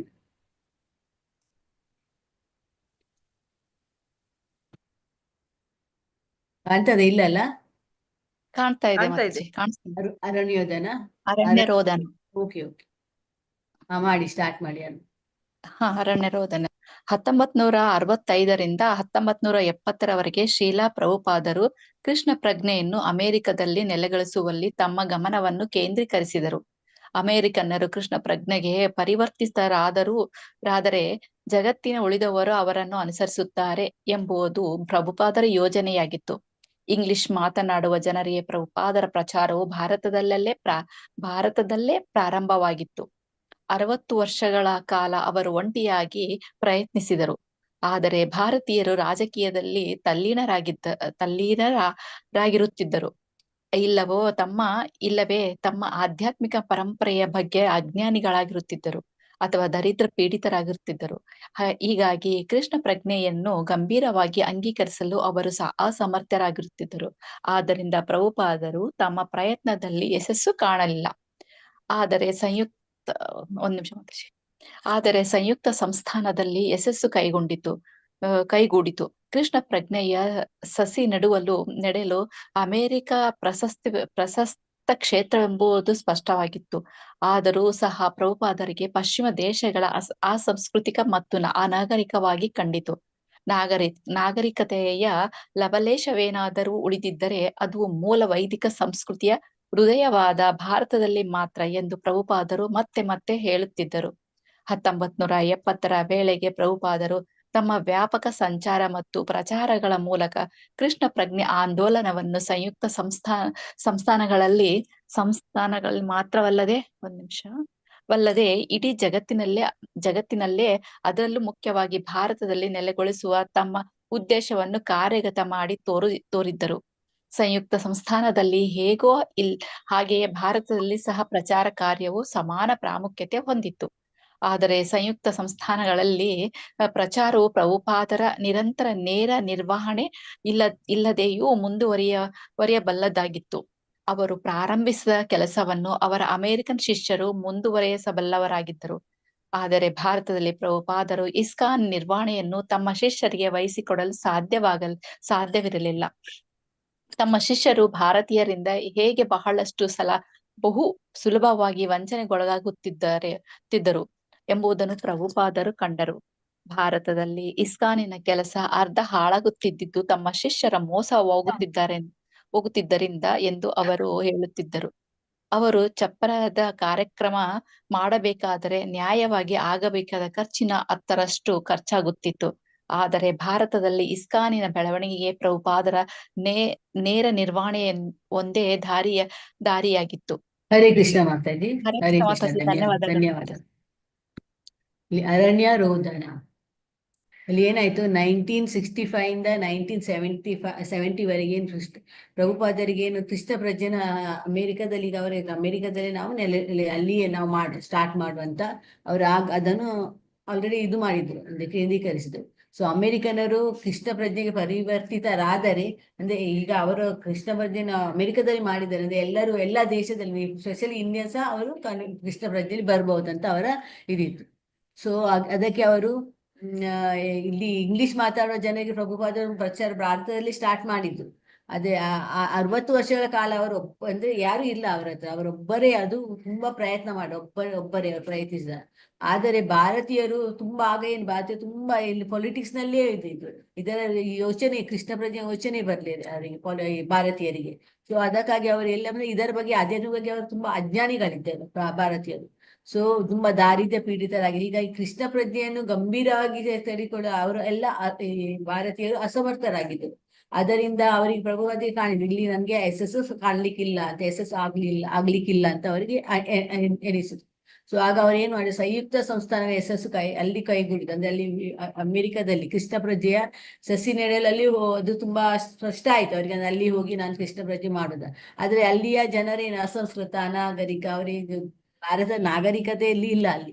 ಆದ್ರೆ ಭಾರತದಲ್ಲಿ ಮೂಲ ವೈದಿಕ ಸಂಸದೆಯಲ್ಲಿ ಬರದೆ ಭಾರತದಲ್ಲಿ ಮಾತ್ರ, ಅದು ಸಹ ಪ್ರಭುಪಾದ ಮತ್ತೆ ಹೇಳ್ತಿದ್ರು ಅಲ್ಲೇ. ಸೊ 1970 ವೇಳೆಗೆ ಪ್ರಭುಪಾದರು ತಮ್ಮ ವ್ಯಾಪಕ ಸಂಸಾರ ಮತ್ತು ಪ್ರಚಾರಗಳ ಮೂಲಕ ಕೃಷ್ಣ ಪ್ರಜ್ಞಾ ಆಂದೋಲನವನ್ನು ಸಂಯುಕ್ತ ಸಂಸ್ಥಾನಗಳು ಮಾತ್ರವಲ್ಲದೆ ಇಡೀ ಜಗತ್ತಿನಲ್ಲಿ ಪ್ರಸರಿಸಿದರಂತೆ. ಸೊ ಮುಖ್ಯವಾಗಿ ಭಾರತದಲ್ಲಿ ನೆಲೆಗೊಳಿಸಿ ತಮ್ಮ ಉದ್ದೇಶವನ್ನು ಕಾರ್ಯಗತ ಮಾಡಿ ಅವರು ತೋರಿಸಿದ್ರು ಪ್ರಭುಪಾದರಾಗ 1970ಯಲ್ಲಿ. ಸೊ ಸಂಯುಕ್ತ ಸಂಸ್ಥಾನಗಳಲ್ಲಿ ಹೇಗೋ ಭಾರತದಲ್ಲೂ ಸಹ ಪ್ರಚಾರ ಕಾರ್ಯವು ಸಮಾನ ಪ್ರಾಮುಖ್ಯತೆ ಅಲ್ಲಿ ಸಹ ಇಲ್ಲಿ ಸಹ ಅವರು ಮಾಡ್ತಾ ಇರ್ತಿದ್ರು. ಆದ್ರೆ ಸಂಯುಕ್ತ ಸಂಸ್ಥಾನದಲ್ಲಿ ಪ್ರಚಾರ ಪ್ರಭು ನಿರಂತರ ನೇರ ನಿರ್ವಹಣೆಯಿಂದ ಇಲ್ಲದಲ್ಲೂ ಪ್ರಭುಗಳ ಇಲ್ಲದರೂ ಸಹ ಅಲ್ಲಿ ತುಂಬಾ ಕಂಟಿನ್ಯೂ ಫಾಲೋ ಆಗ್ತಿತ್ತಂತೆ ಅಲ್ಲಿ ಸಂಯುಕ್ತ ಸಂಸ್ಥಾನ. ಅವರು ಪ್ರಾರಂಭಿಕ ಕೆಲಸ ಅವರ ಶಿಷ್ಯರಿದ್ದಾರೆ, ಅಮೆರಿಕ ಶಿಷ್ಯರು ಅದನ್ನು ಕಂಟಿನ್ಯೂ ಮಾಡ್ತಿದ್ದರು. ಸೊ ಆದ್ರೆ ಭಾರತದಲ್ಲಿ ಪ್ರಭುಪಾದರು ಇಸ್ಕಾನ್ ನಿರ್ವಹಣೆ ತಮ್ಮ ಶಿಷ್ಯರಿಗೆ ವಹಿಸಿಕೊಳ್ಳಲು ಸಾಧ್ಯ ಇಲ್ಲ. ಯಾಕೆಂದ್ರೆ ಅಲ್ಲಿ ಭಾರತದಲ್ಲಿ ತುಂಬಾ ಮೋಸ ಮಾಡ್ತಾರಂತೆ. ತುಂಬಾ ಜನ ಶಿಷ್ಯರು ಅವರಿಗೆ ವಂಚನೆಗೆ ಒಳಗಾಗ್ತಿದ್ರು. ಅದಕ್ಕಾಗಿ ಪ್ರಭುಪಾದರಲ್ಲಿ ಅವರ ಶಿಷ್ಯರ ಮೇಲೆ ಅಂದ್ರೆ ಅವರಿಗೆ ಅವರನ್ನು ಬಿಟ್ಟು ಬರ್ಲಿಕ್ಕೆ ಆಗ್ತಿರ್ಲಿಲ್ಲ. ಸೊ ಭಾರತದಲ್ಲಿ ಇಸ್ಕಾನ್ ಕೆಲಸ ಒಂದೇ ಹಾಳಾಗ್ತಿತ್ತು ಅಲ್ಲಿ. ಅವರಿಗೆ ತುಂಬಾ ಜನ ಮೋಸ ಮಾಡ್ತಿದ್ರು, ಶಿಷ್ಯರಿಗೆ ತುಂಬಾ ಮೋಸ ಮಾಡ್ತಿದ್ರು ಭಾರತೀಯರು. ಸೊ ಅದಕ್ಕಾಗಿ ಅವರು ಎಲ್ಲ ಸ್ಲ್ಯಾಬ್ ಮಾಡೋ ಕಾರ್ಯಕ್ರಮ ಸಹ ಅವರು ಸಹ ತುಂಬಾ ಹೆಚ್ಚು ಖರ್ಚಾಯ್ತು, 10 ಪಟ್ಟು ಎಷ್ಟು ಖರ್ಚಾಯ್ತು. ಅದನ್ನ ಭಾರತದ ಇಸ್ಕಾನ್ ಬೆಳವಣಿಗೆ ಪ್ರಭುಪಾದ ನೇರ ಅವರ ನಿರ್ವಹಣೆಯಿಂದ ಅವರೇ ಇದು ಮಾಡಿದ್ರು, ಯಾರು ಪ್ರಭುಪಾದರೇ, ಬೇರೆ ಯಾರಿಗೆ ಕೊಡ್ಲಿಲ್ಲ ಅವರು. ಸೊ ಇದಾಯ್ತಾ ಮಾತಾಜಿ? ಹರೇ ಕೃಷ್ಣ, ಹರೇ ಕೃಷ್ಣ, ಹರೇ ಕೃಷ್ಣ. ಹರೇ ಕೃಷ್ಣ. ಇದಾಯ್ತಾ 1970? ಇಲ್ಲಲ್ಲ, ಇಲ್ಲ. ಯಾರು ಓದ್ತೀರಿ? ಆಗಿತ್ತು ಮಾತಾಜಿ, ಅಲ್ಲಿ ತನಕ ನಿಲ್ಸಿದ್ರು. ಹಾ ಓಕೆ. ಈಗ ಇದಾಯ್ತಲ್ಲ, ಫಸ್ಟ್ ಸೆಕೆಂಡ್ ರತ್ನ ಅವರು ಇಲ್ವಾ? ರತ್ನ ಬಸವರಾಜು ಹೋದ್ರ ಅವ್ರು ಕೂಡ. ಹಾಗಾದ್ರೆ ನೆಕ್ಸ್ಟ್ ನೀವು ಓದಿ. ಯಾರು? ಗೀತಾ ಇದ್ದಾರೆ. ಮಂಜುಳಾ ದೇವಿ ಓದಿ.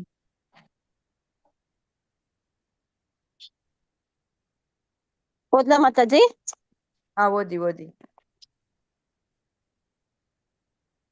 1970ರಿಂದ ಪ್ರಾರಂಭಿಸಿ ಪ್ರಭುಪಾದರು ಕನ್ನಡಕ ಹಾಕೊಳ್ತಾ ಇದ್ದಾರೆ ಮಾತಾಜಿ. ತಮ್ಮ ಅಮೆರಿಕನ್ ಶಿಷ್ಯರ ಚಿಕ್ಕ ತಂಡದೊಂದಿಗೆ ಭಾರತದಲ್ಲಿ ಸ್ಥಳದಿಂದ ಸ್ಥಳಕ್ಕೆ ಒಬ್ಬ ಮಾದರಿ ಸನ್ಯಾಸಿಯಾಗಿ ಸಂಚರಿಸಿದರು ಮತ್ತು ಇಸ್ಕಾನ್ಗೆ ಒಂದು ವಿಶಾಲವಾದ ಹೊಸ ಕ್ಷೇತ್ರವನ್ನು ತೆರೆದರು. ಈಗ ಅವರು ಭಾರತದಲ್ಲಿ, ಅದರಲ್ಲೂ ನಿರ್ದಿಷ್ಟವಾಗಿ ವೃಂದಾವನದಲ್ಲಿ, ಮಾಯಾಪುರದಲ್ಲಿ ಮತ್ತು ಮುಂಬಯಿಯಲ್ಲಿ ಒಂದು ಬೃಹತ್ ದೇವಾಲಯಗಳನ್ನು ನಿರ್ಮಿಸಲು ಬಯಸಿದರು. 1967ಕ್ಕೂ ಮೊದಲೇ ಅವರು ವೃಂದಾವನದಲ್ಲಿ ತಮ್ಮ ಶಿಷ್ಯರಿಗಾಗಿ ಒಂದು ಅಮೆರಿಕನ್ ಹೌಸ್ ನಿರ್ಮಿಸಲು ಪ್ರಯತ್ನಿಸಿದರು. ಮಾಯಾಪುರವು ಚೈತನ್ಯ ಮಹಾಪ್ರಭುಗಳ ಜನ್ಮ ಸ್ಥಳವಾದ್ದರಿಂದ ಬಹು ಮುಖ್ಯವಾಗಿತ್ತು ಮತ್ತು ಮುಂಬಯಿ ಭಾರತದ ಹೆಬ್ಬಾಗಿಲು ಎಂಬ ಖ್ಯಾತಿಯ ಪ್ರಮುಖ ನಗರವಾಗಿತ್ತು. ಪ್ರಭುಪಾದರ ಬಹಳಷ್ಟು ಬೃಹತ್ ಯೋಜನೆಗಳೆಲ್ಲಾದಂತೆ ಅವರ ಕಾಣ್ಕೆಯ ವ್ಯಾಪ್ತಿ ಅವರ ಅತ್ಯಂತ ಆಪ್ತ ಶಿಷ್ಯರಿಗೂ ಪೂರ್ತಿಯಾಗಿ ಅರಿತುಕೊಳ್ಳಲು ದುಸ್ತಾರವಾಗುತ್ತಿತ್ತು. ಆದರೆ ತಮಗೇನು ಬೇಕೆಂದು ಪ್ರಭುಪಾದರಿಗೆ ಗೊತ್ತಿತ್ತು. ಹಾಗೆಯೇ ಅದು ಸಂಪೂರ್ಣವಾಗಿ ಕೃಷ್ಣನನ್ನು ಅವಲಂಬಿಸಿದೆ ಎಂಬ ಅರಿವು ಅವರಿಗಿತ್ತು. ಕ್ರಮೇಣ ಅವರು ತಮ್ಮ ಯೋಜನೆಗಳನ್ನು ಬಹಿರಂಗಗೊಳಿಸಲು ಪ್ರಾರಂಭಿಸಿದರು.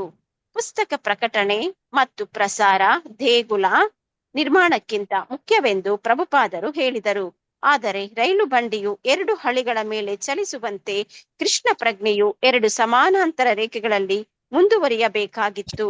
ಒಂದು ಹಳಿ ಭಾಗವತ ಮಾರ್ಗ ಮತ್ತು ಇನ್ನೊಂದು ಪಂಚಾರಾತ್ರಕಿ ವಿಧಿ. ಕೃಷ್ಣನಾಮ ಶ್ರವಣ ಮತ್ತು ಕೀರ್ತನೆ ಹಾಗೂ ಕೃಷ್ಣನ ಸಂದೇಶಗಳ ಪ್ರಸಾರವನ್ನೊಳಗೊಂಡ ಕೃಷ್ಣ ಪ್ರಜ್ಞೆಯ ತತ್ವ ಪ್ರಣಾಳಿಯೇ ಭಾಗವತ ಮಾರ್ಗವಾಗಿತ್ತು. ಎರಡನೆಯ ಹಳಿಯಾದ ಪಂಚರಾತ್ರಕಿ ವಿಧಿಯು ದೇಗುಲದಲ್ಲಿನ ವಿಗ್ರಹಾರಾಧನೆಯಲ್ಲಿ ಅನುಸರಿಸಬೇಕಾದ ನಿಯಮ ನಿಬಂಧನೆಗಳನ್ನು ಕುರಿತದ್ದಾಗಿತ್ತು. ಇವೆರಡರಲ್ಲಿ ಭಾಗವತ ಮಾರ್ಗವು ಹೆಚ್ಚು ಮುಖ್ಯವಾಗಿತ್ತು. ಮಹಾಮುಕ್ತಾತ್ಮರಾದ ಹರಿದಾಸ ಠಾಕೂರರಂತಹವರು ಕೇವಲ ಹರೇ ಕೃಷ್ಣ ಮಂತ್ರದ ನಿರಂತರ ಕೀರ್ತನೆಯಿಂದಲೇ ಪರಿಪೂರ್ಣ ಕೃಷ್ಣ ಪ್ರಜ್ಞೆಯಲ್ಲಿ ಉಳಿಯಲು ಸಮರ್ಥರಾಗಿದ್ದರು. ಆದರೆ ತಮ್ಮ ಶಿಷ್ಯರು ಚಂಚಲ ಚಿತ್ತರು, ಹಿಂದಿನ ಯುಕ್ತ ವ್ಯಸನಗಳನ್ನುಳ್ಳವರು. ಆದ್ದರಿಂದ ದೇವಾಲಯದಲ್ಲಿನ ವಿಗ್ರಹಾರಾಧನೆಯಿಂದ ತಮ್ಮನ್ನು ಪರಿಶುದ್ಧಗೊಳಿಸಿಕೊಳ್ಳುವ ವಿಶೇಷ ಅಗತ್ಯ ಅವರಿಗಿದೆ ಎಂದು ಪ್ರಭುಪಾದರಿಗೆ ತಿಳಿದಿತ್ತು. ಈ ಅವಕಾಶವನ್ನು ಅವರಿಗೆ ಒದಗಿಸುವುದು ಪ್ರಭುಪಾದರು ಭಾರತದಲ್ಲಿ ದೇವಾಲಯಗಳನ್ನು ನಿರ್ಮಿಸಲು ಬಯಸಿದ ಕಾರಣಗಳಲ್ಲಿ ಒಂದಾಗಿತ್ತು. ಅರಣ್ಯರೋಧನ ಪ್ರಚಾರಕ್ಕೂ ಸಹ ದೇವಾಲಯಗಳು ಅಗತ್ಯವಾಗಿದ್ದವು.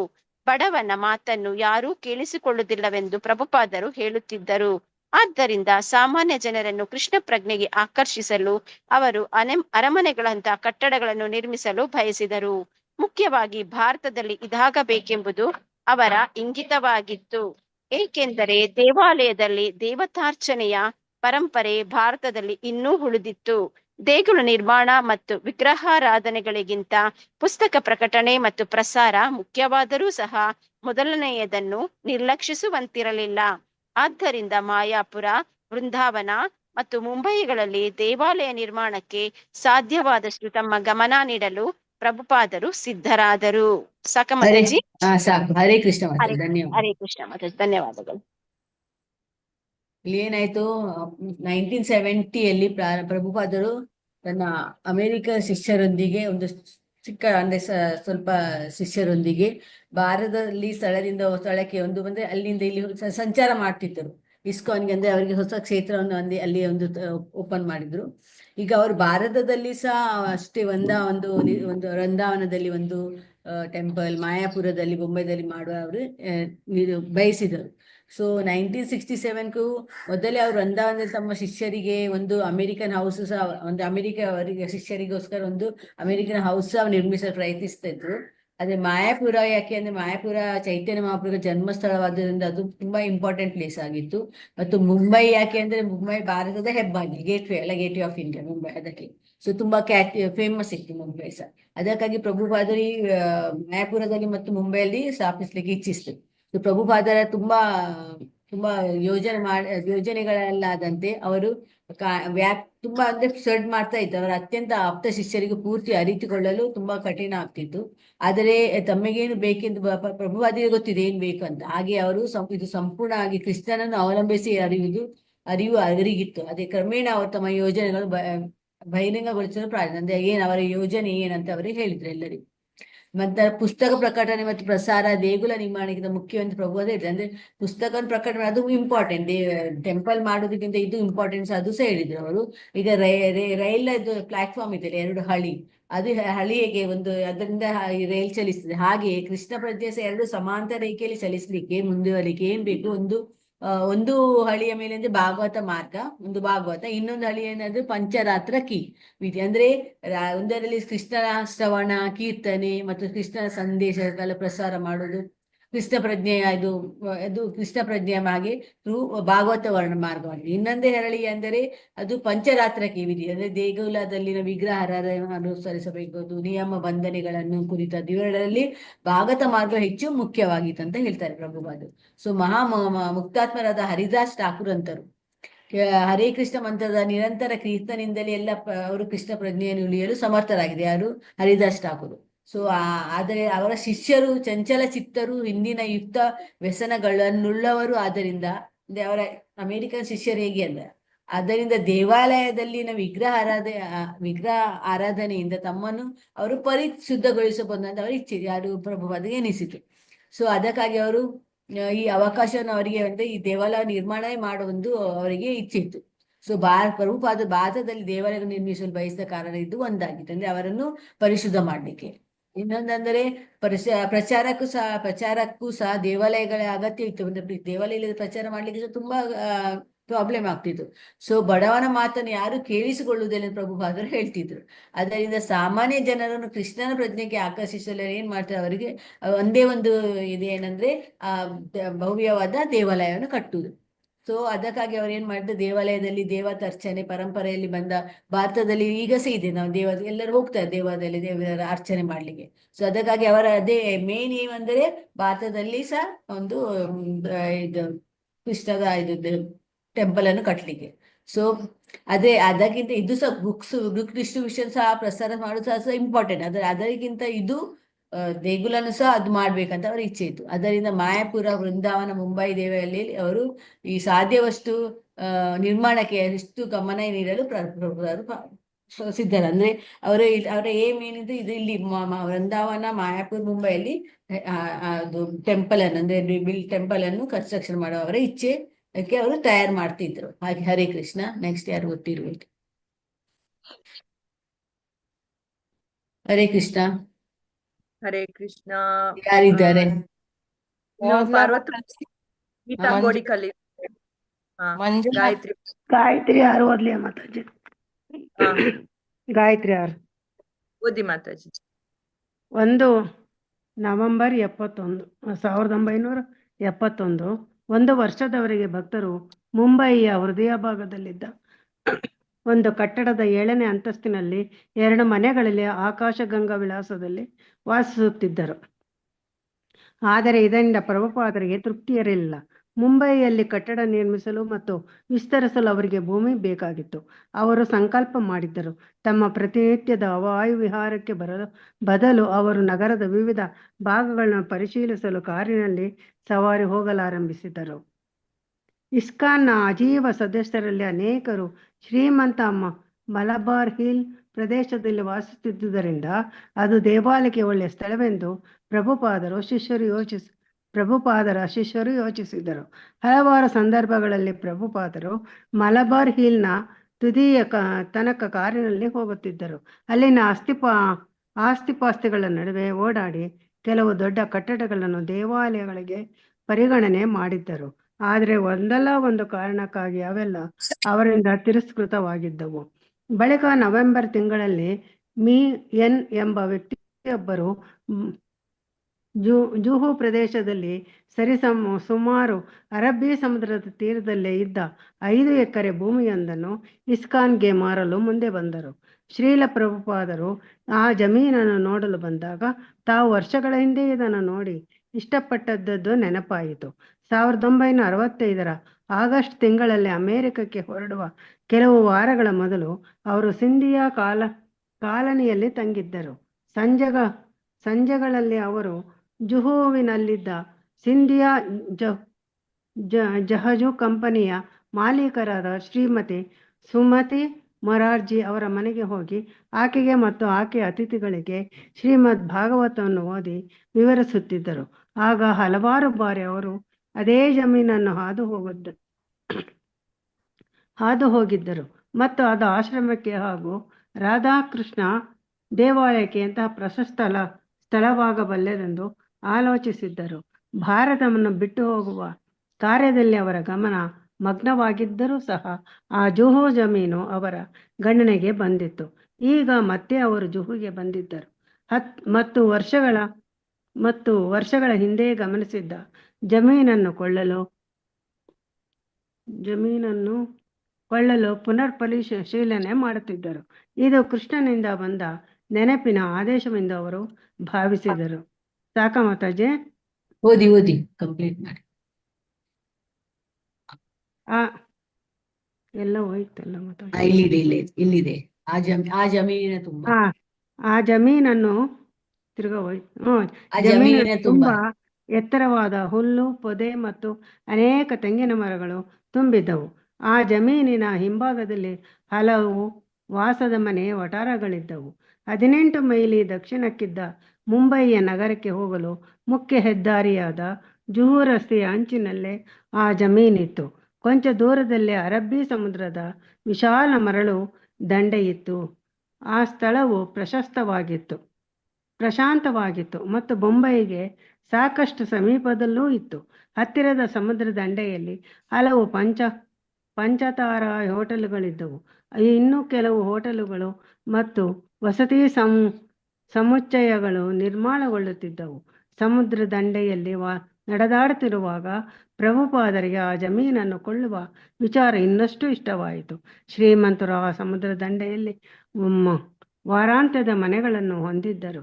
ಭಾನುವಾರದಂದು ಸಹಸ್ರಾರು ಮುಂಬಯಿಗರು ಆ ಸಮುದ್ರ ದಂಡೆಗೆ ನಲಿದಾಡಲು ಬರುತ್ತಿದ್ದರು. ಪ್ರತಿನಿತ್ಯ ನೂರಾರು ಜೂಹು ನಿವಾಸಿಗಳು ಉದ್ಯೋಗಿಗಳಿಗೆ ಹೋಗುವ ಮೊದಲು ಬೆಳಗಿನ ವಾಯುವಿಹಾರಕ್ಕೆಂದು ಆ ಸುವಿಶಾಲ ಸುದೀರ್ಘ ಕಡಲ ತೀರವನ್ನು ಬಳಸುತ್ತಿದ್ದರು. ಸದಾಕಾಲ ಆ ಪ್ರದೇಶದಲ್ಲಿ ಜನ ಅಲೆದಾಡುತ್ತಿದ್ದರು ಮತ್ತು ಗುಂಪುಗೂಡುತ್ತಿದ್ದರು. ಆದರೂ ಆ ಸಮುದ್ರ ದಂಡೆ ಚೊಕ್ಕಟವಾಗಿತ್ತು. ಕಡಲಿನ ಕಿರುತೆರೆಗಳು ಹಾಗೂ ಮೇಲಿನ ಆಕಾಶ ಮನಸೆಳೆಯುವಂತಿದ್ದವು. ಆ ಸ್ಥಳವು ಹೋಟೆಲುಗಳಿಗೆ ಮಾತ್ರವಲ್ಲದೆ ಕೃಷ್ಣ ಪ್ರಜ್ಞಾ ಕೇಂದ್ರಕ್ಕೂ ಆದರ್ಶ ತಾಣವಾಗಿತ್ತು. ಸಾಕ ಮಾತಾಜಿ? ಸಾಕು ಹರೇ ಕೃಷ್ಣ. ಹರೇ ಕೃಷ್ಣ ಮಾತಾಜಿ. ಹರೇ ಕೃಷ್ಣ, ಧನ್ಯವಾದ. ಧನ್ಯವಾದ. ಇಲ್ಲಿಂದ ಮಾಡಿದ್ದಾರೆ. ಓಕೆ. ಈಗ ಮುಂಬೈಯಲ್ಲಿ ನವೆಂಬರ್ 1971 1 ವರ್ಷದವರೆ ಭಕ್ತರು ಮುಂಬೈ ಅಂದ್ರೆ ಅದು ಮುಂಬೈ ಹೃದಯ ಭಾಗದಲ್ಲಿದ್ದ ಒಂದು ಕಟ್ಟಡದ 7ನೇ ಅಂತಸ್ತಿನಲ್ಲಿ ಇತ್ತಂತೆ. ಎಲ್ಲಿ ಅವರು ಇರುತ್ತಿದ್ದರು ಸ್ಕೈ ಸ್ಕ್ರಾಪರ್ ಬಿಲ್ಡಿಂಗ್ ಅನ್ನು. ಸೊ ಅಲ್ಲಿ ಪ್ರಭುಪಾದರಿಗೆ ಅಲ್ಲಿ ಒಳ್ಳೇದಾಗ್ಲಿಲ್ಲ, ತೃಪ್ತಿ ಬರ್ಲಿಲ್ಲ. ಸೊ ಮುಂಬೈಯಲ್ಲಿ ಕಟ್ಟಡ ನಿರ್ಮಿಸಿ ಮತ್ತು ವಿಸ್ತರಿಸಿ ಅವರಿಗೆ ಈಗ ಅಲ್ಲಿ ಒಂದು ಟೆಂಪಲ್ ಕಟ್ಲಿಕ್ಕಿತ್ತು. ಅದಕ್ಕಾಗಿ ಅವರಿಗೆ ಒಂದು ಸ್ಥಳ ಬೇಕಿತ್ತು. ಸೊ ಅವ್ರು ಸಂಕಲ್ಪ ಆಲ್ರೆಡಿ ಮಾಡಿದ್ರು ನನಗೆ ತಕೊಳ್ಬೇಕಂತ ಅವರಿಗೆ. ಸೊ ಪ್ರತಿನಿತ್ಯ ಅವರು ವಾಕಿಂಗ್ಗೆ ಹೋಗ್ತಿದ್ರಲ್ಲ ಅಲ್ಲಿ. ಸೊ ಅವರು ಮತ್ತೆ ಕಾರಿನಲ್ಲಿ ಅವರು ಸವಾರಿ ಮಾಡ್ತಿದ್ರು ನೋಡ್ಲಿಕ್ಕೆ. ಸೊ ಇಸ್ಕಾನ್ ನ ಅಜೀವ ಸದಸ್ಯ ಅನೇಕ ಶ್ರೀಮಂತ ಮಲ್ಬಾರಿ ಅಲ್ಲಿ ಎಲ್ಲ ಶ್ರೀಮಂತರು ಇರ್ತಾರೆ. ಜುಹು ಬೀಚ್, ಮಲ್ಬಾರಿ ಎಲ್ಲ ರಿಚ್ ಪೀಪಲ್ ಅಲ್ಲಿ. ಸೊ ಆ ದೇವಾಲಯಕ್ಕೆ ಒಳ್ಳೆಯ ಸ್ಥಳವೆಂದು ಅವ್ರಿಗೆ ಗೊತ್ತಾಯ್ತು. ಈಗ ಇಲ್ಲಿ ಎಲ್ಲ ರಿಚ್ ಪೀಪಲ್ ಅಲ್ಲಿಯೇ ದೇವಾಲಯ ಕಟ್ಟರೆ ತುಂಬಾ ಒಳ್ಳೇದಂತ ಪ್ರಭುಪಾದರಿಗೆ ಯೋಚಿಸಿದ್ರು. ಸೊ ಹಲವಾರು ಸಂದರ್ಭ ಪ್ರಭುಪಾದರು ಮಲ್ಬಾರ್ ಹಿಲ್ನ ತುದಿಯ ತನ್ನ ಕಾರಿನಲ್ಲಿ ಹೋಗ್ತಿದ್ರು. ಅವ್ರು ನೋಡಿ ಅಲ್ಲಿ ಆಸ್ತಿ ವಾಸ್ತಿಗಳ ನಡುವೆ ಓಡಾಡಿ ಎಲ್ಲ ಪರಿಶೀಲನೆ ಮಾಡಿದ್ದಾರೆ ಅಲ್ಲಿ. ಸೊ ದೊಡ್ಡ ಕಟ್ಟಡಗಳು ದೇವಾಲಯಗಳಿಗಾಗಿ ಪರಿಗಣನೆ ಮಾಡಿದ್ರು. ಆದರೆ ಒಂದಲ್ಲ ಒಂದು ಕಾರಣಕ್ಕೆ ಅವರಿಗೆ ಸಿಕ್ತಿರ್ಲಿಲ್ಲ, ಸ್ಥಳ ಸಿಕ್ತಿರ್ಲಿಲ್ಲ. ಎಲ್ಲ ಒಪೋಸಿಟ್ ಆಯ್ತು ಎಲ್ಲ. ಸೊ ನಂತರ ಏನಾಯ್ತು, ನವೆಂಬರ್ ತಿಂಗಳ ಮಿಸ್ಟರ್ ಎನ್ ಒಬ್ಬ ವ್ಯಕ್ತಿಯರು ಜೂ ಪ್ರದೇಶದಲ್ಲಿ ಅಂದ್ರೆ ಆ ಜೂ ಬೀಚ್ನಲ್ಲಿ ನಿಯರ್ ಜೂ ಬೀಚ್ನಲ್ಲಿ ಒಂದು ಅರಬ್ಬಿ ಸಮುದ್ರ ಅಲ್ಲಿ ತೀರದಲ್ಲಿ ಒಂದು 5 ಎಕರೆ ಜಾಗ ಇತ್ತಂತೆ. ಅವರು ಮಾರ್ಲು ಸೇಲ್ ಮಾಡ್ಲಿಕ್ಕೆ ಬಂದ್ರೆ ಯಾರಿಗೆ, ಮಿಸ್ಟರ್ ಎನ್. ಆಗ ಶ್ರೀಲ ಪ್ರಭುವಾದ ಜಮೀನನ್ನು ನೋಡುವಾಗ ಅವ್ರು ಬಂದಾಗ ಅಂದ್ರೆ ಅವ್ರು ಆಲ್ರೆಡಿ ಇದು 1 ವರ್ಷದ ಮುಂಚೆ ಅದನ್ನು ನೋಡಿದ್ರು ಅವರು ಶ್ರೀಲ ಪ್ರಭು. ಅವರಿಗೆ ನೆನಪು ಬಂತು. ಸೊ 1965 ಅದು ಆಗಸ್ಟ್ ತಿಂಗಳಿನಲ್ಲಿ ಅಮೆರಿಕೆಗೆ ಹೊರಡ ಕೆಲವು ವಾರ ಮೊದಲೇ ಅವರು ಸಿಂಧಿಯಾ ಕಾಲನಿ ಹೆಸರಿತ್ತು, ಒಂದು ಕಾಲನಿ ಹೆಸರು ಸಿಂಧಿಯಾ ಕಾಲನಿ. ಅಲ್ಲಿ ಮಾಲಕರು ಯಾರು, ಓನರ್ ಶ್ರೀಮತಿ ಸುಮತಿ ಮೊರಾರ್ಜಿ. ಮತ್ತೆ ಅವರು ಅವರ ಮನೆಗೆ ಹೋಗಿ ಅವರಿಗೆ ಎಲ್ಲ ಅವರ ಅತಿಥಿಗಳಿಗೆಲ್ಲ ಶ್ರೀಮದ್ಭಾಗವನ್ನು ವಿವರಿಸಿದ್ದರು. ಆಗ ಹಲವು ಬಾರಿ ಅವರು ಅದೇ ಜಮೀನನ್ನು ಹಾದು ಹೋಗ್ತಿದ್ರು. ಆಗ ಮುಂಚೆ 1965 ಆಗ ಅವ್ರು ನೋಡಿದ್ರು, ಆ ಸ್ಥಳವನ್ನು ಆಲ್ರೆಡಿ ನೋಡಿದ್ದಾರೆ. ಸೊ ಮತ್ತೆ ಅದು ಆಶ್ರಮಕ್ಕೆ ಹಾಗೂ ರಾಧಾಕೃಷ್ಣ ದೇವಾಲಯಕ್ಕೆ ತುಂಬಾ ಒಳ್ಳೇದಂತ ಅವರಿಗೆ ಎನಿಸಿತು. ಅದಕ್ಕೆ ಆಗಲೇ ಅವರು ಇದು ಮಾಡಿದಕ್ಕೆ ನನಗೆ ಇಲ್ಲಿಯೇ ಒಂದು ಸ್ಥಳ ಬೇಕಂತ ಟೆಂಪಲ್ ಕಟ್ಲಿಕ್ಕೆ. ಸೊ ಭಾರತವನ್ನು ಬಿಟ್ಟು ಹೋಗೋ ಕಾರ್ಯದಲ್ಲಿ ಅವರ ಗಮನ ಅದು ಭಾರತ ಬಿಟ್ಟು ಹೋಗಿ ಅಮೆರಿಕ ಹೋದ್ರು. ಸೊ ಅದು ಸಹ ಅವರಿಗೆ ಈ ಸ್ಥಳದ ತುಂಬಾ ಅವರಿಗೆ ಅಟ್ರಾಕ್ಷನ್ ಇತ್ತು. ಸೊ ಅದಕ್ಕಾಗಿ ಅವರು ಮತ್ತೆ ಪುನಃ ಅವರು ಜೂಗೆ ಬಂದ್ರು. ಮತ್ತು ವರ್ಷಗಳ ಹಿಂದೆ ಗಮನಿಸಿ ಆ ಜಮೀನು ಅಂದ್ರೆ ಆ ಸ್ಥಳವನ್ನು ಅವರು ತುಂಬಾ ಪುನಃ ಎಲ್ಲ ನೋಡಿದ್ರು, ಎಲ್ಲ ಪರಿಶೀಲನೆ ಮಾಡಿದ್ರು. ಮತ್ತು ಇದು ಅವರಿಗೆ ಗೊತ್ತಾಯ್ತು ಅಂದ್ರೆ ಕೃಷ್ಣನೇ ಬಂದು ನೆನಪಿನ ಆದೇಶದಿಂದ ಅವರು ಬಂದು ಕೃಷ್ಣನೇ ಥ್ರೂ ಇದು ಆಗ್ತದೆ ಅಂತ ಅವ್ರು ಭಾವಿಸಿದ್ರು ಶ್ರೀಲ ಪ್ರಭುಪಾದರು. ಸೊ ಆ ಜಮೀನಿನ ತುಂಬಾ ಎತ್ತರವಾದ ಹುಲ್ಲು ಪೊದೆ ಮತ್ತು ಅನೇಕ ಅಂದ್ರೆ ತುಂಬಾ ಎಲ್ಲ ಟ್ರೀಸ್ ಎಲ್ಲ ಮರಸ್ ಎಲ್ಲ ಇತ್ತು, ತುಂಬಿದ್ದವು ಗಿಡ ಮರ. ಸೊ ಹಿಂಭಾಗದಲ್ಲಿ ಏನು ಎಲ್ಲ ಮನೆ ಸಹ ಸ್ವಲ್ಪ ಒಟ್ಟಾರೆ ಎಲ್ಲ ಇತ್ತು.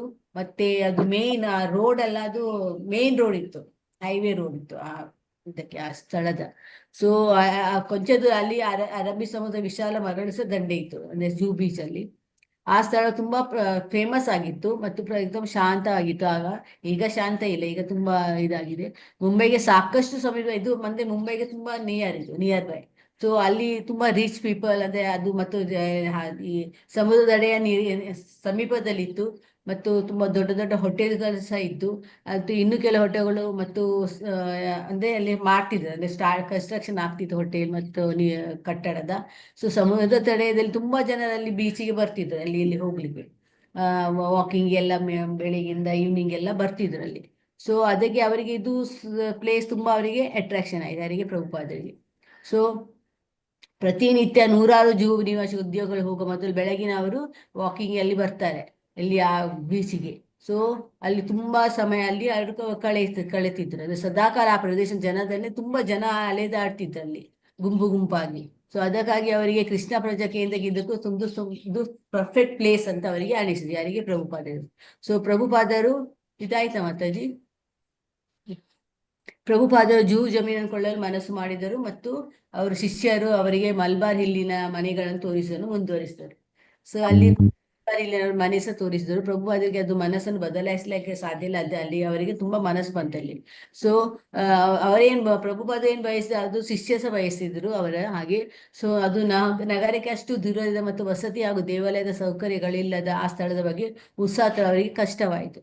ಇದು 5 ಎಕರೆ ಜಮೀನಿನ ಒಡೆಯರಾಗಿದ್ದ ಮಿಸ್ಟರ್ ಎನ್ ಅದಕ್ಕೆ ಒಂದು ನ್ಯಾಯಯುತವಾದ ಬೆಲೆ ಒಂದು ಅವರು ಅಮೌಂಟ್ ಹೇಳಿದ್ರು ಎಷ್ಟು ಅಂತ. ಅವರು ಸ್ನೇಹಶೀಲರು ಪ್ರಾಮಾಣಿಕರು ಆಗಿ ತೋರಿದ್ರು, ಯಾರು, ಮಿಸ್ಟರ್ ಎನ್. ಸೊ ಆದರೂ ಸಹ ಇಂಥ ವಹಿವಾಟುಗಳಿಗೆ ಕಷ್ಟ ನಷ್ಟಗಳ ಸಂಭವ ಇರ್ತೇ ಇತ್ತು. ಸೊ ಈ ನಿರ್ದಿಷ್ಟ ವಹಿವಾಟದಲ್ಲಿ ಪ್ರಭು ಅದೇ ಸಂಶಯಗೊಳ್ಳಲು ಕೆಲವು ಕಾರಣಗಳು ಬಂದಂದ್ರೆ ಅವರಿಗೆ ಡೌಟ್ ಆಯ್ತು, ಇಷ್ಟು ಕಡಿಮೆಯಲ್ಲಿ ಇವನು ಏಕೆ ಕೊಡ್ತಾನೆ ಅಂತ. ಸೊ ಮಿಸ್ಟರ್ ಎನ್ ಈ ಹಿಂದೆ ಆಯ್ತಾ ಮಾತಾ ಇದು ಓದಿ? ಹರೇ ಕೃಷ್ಣ. ಇಲ್ಲ ಓದ್ಲಿಲ್ಲ ಮಾತಾಜಿ, ಇದು ಓದ್ಲಿಲ್ಲ. ಇದು ಆಯ್ತಾ? ಇದು ಲಾಸ್ಟ್ ಇಲ್ಲ 5 ಎಕರೆ ಅದು ಕೂಡ ಆಗ್ಲಿಲ್ಲ. ಓದಿ ಪ್ರಭುಪಾದರ ಜೂವಿನಿಂದ ಅಲ್ಲಿ ಅದು ಕೂಡ ಆಗ್ಲಿಲ್ಲ. ಓಕೆ, ಟೈಮ್ ಆಯ್ತು, ಸ್ಟಾಪ್ ಮಾಡಿ, ಟೈಮ್ ಆಯ್ತು. ಆಯ್ತು, ಓಕೆ ಓಕೆ ಓಕೆ. ನಾಳೆ ಓದುವ ಇಲ್ಲಿಂದ ಅಲ್ಲ? ಅವರು ಗೀತಾ ಕೋಡಿಕಲ್ ಅವರೆಲ್ಲ ನಾಳೆ ಓದುವ. ಸಾರಿ, ಇವತ್ತು ಪ್ರಭುಪಾದರ ಜಮೀನನ್ನು ಕೊಳ್ಳಲು ಅಲ್ಲಿ. Okay okay okay, last paragraph. Okay, ನೆನಪು ಮಾಡಿ ನಾಳೆ. Okay okay, Hare Krishna. ವಾಂಚಾಕಲ್ಪತರುಭ್ಯಶ್ಚ ಕೃಪಾ ಸಿಂಧುಭ್ಯಶ್ಚ ಪತಿತಾನಾಂ ಪಾವನೇಭ್ಯೋ ವೈಷ್ಣವೇಭ್ಯೋ ನಮೋ ನಮಃ. ಇಲ್ಲಿ ನೆರೆದ ಎಲ್ಲಾ ಭಕ್ತರೊಂದಿಗೂ ಜಯವಾಗಲಿ. ಹರೇ ಕೃಷ್ಣ, ಧನ್ಯವಾದ. ಹರೇ ಕೃಷ್ಣ. ಹರೇ ಹರೇ ಕೃಷ್ಣ ಮಾತಾಜಿ, ಹರೇ ಧನ್ಯವಾದಗಳು. ಕೃಷ್ಣ, ಹರೇ ಕೃಷ್ಣ, ಧನ್ಯವಾದ ಮಾತಾಜಿ. ಹರೇ ಕೃಷ್ಣ. ಧನ್ಯವಾದ ಮಾತಾಜಿ. ಧನ್ಯವಾದಗಳು ಮಾತಾಜಿ. ಹರೇ ಕೃಷ್ಣ ಮಾತಾಜಿ. ಮಾತಾಜಿ ಲಿಂಕ್ ಬಂದಿಲ್ಲ. ನನ್ನ ಹತ್ರ ಇಲ್ಲ. ಅಟೆಂಡೆನ್ಸ್ ಲಿಂಕ್ ಬಂದಿಲ್ಲ. ಬಂದಿಲ್ಲ ಮಾತಾಜಿ. ಮತ್ತೆ ಲತಾ ಮಾತಾಜಿ ನಿಮ್ಮ ಹತ್ರ ಇದೆಯಾ ಅಟೆಂಡೆನ್ಸ್ ಲಿಂಕ್? ಇಲ್ಲ ಮಾತಾಜಿ, ಕೊಟ್ಟಿಲ್ಲ ಅವ್ರೇನು. ರೀನಾ ಮಾತಾಜಿ ಹತ್ರ ಇರ್ಬೋದು. ರೀನಾ ಮಾತಾಜಿ ಇಲ್ಲ ಅಲ್ಲ? ಓಕೆ, ನಾಳೆ ಇಲ್ಲಿ ನಾಳೆ ಮಾಡಿ. ಹರೇ ಕೃಷ್ಣ ಮಾತಾಜಿ, ಧನ್ಯವಾದಗಳು. ಹರೇ ಕೃಷ್ಣ ಮಾತಾಜಿ, ಧನ್ಯವಾದಗಳು ಮಾತಾಜಿ. ಧನ್ಯವಾದ ಧನ್ಯವಾದ. ಓಕೆ ಮಾತಾಜಿ, ಇದು ಮಾಡಿ, ಲತಾ ಮಾತಾಜಿ ಕ್ಲೋಸ್ ಮಾಡಿ. ಓಕೆ.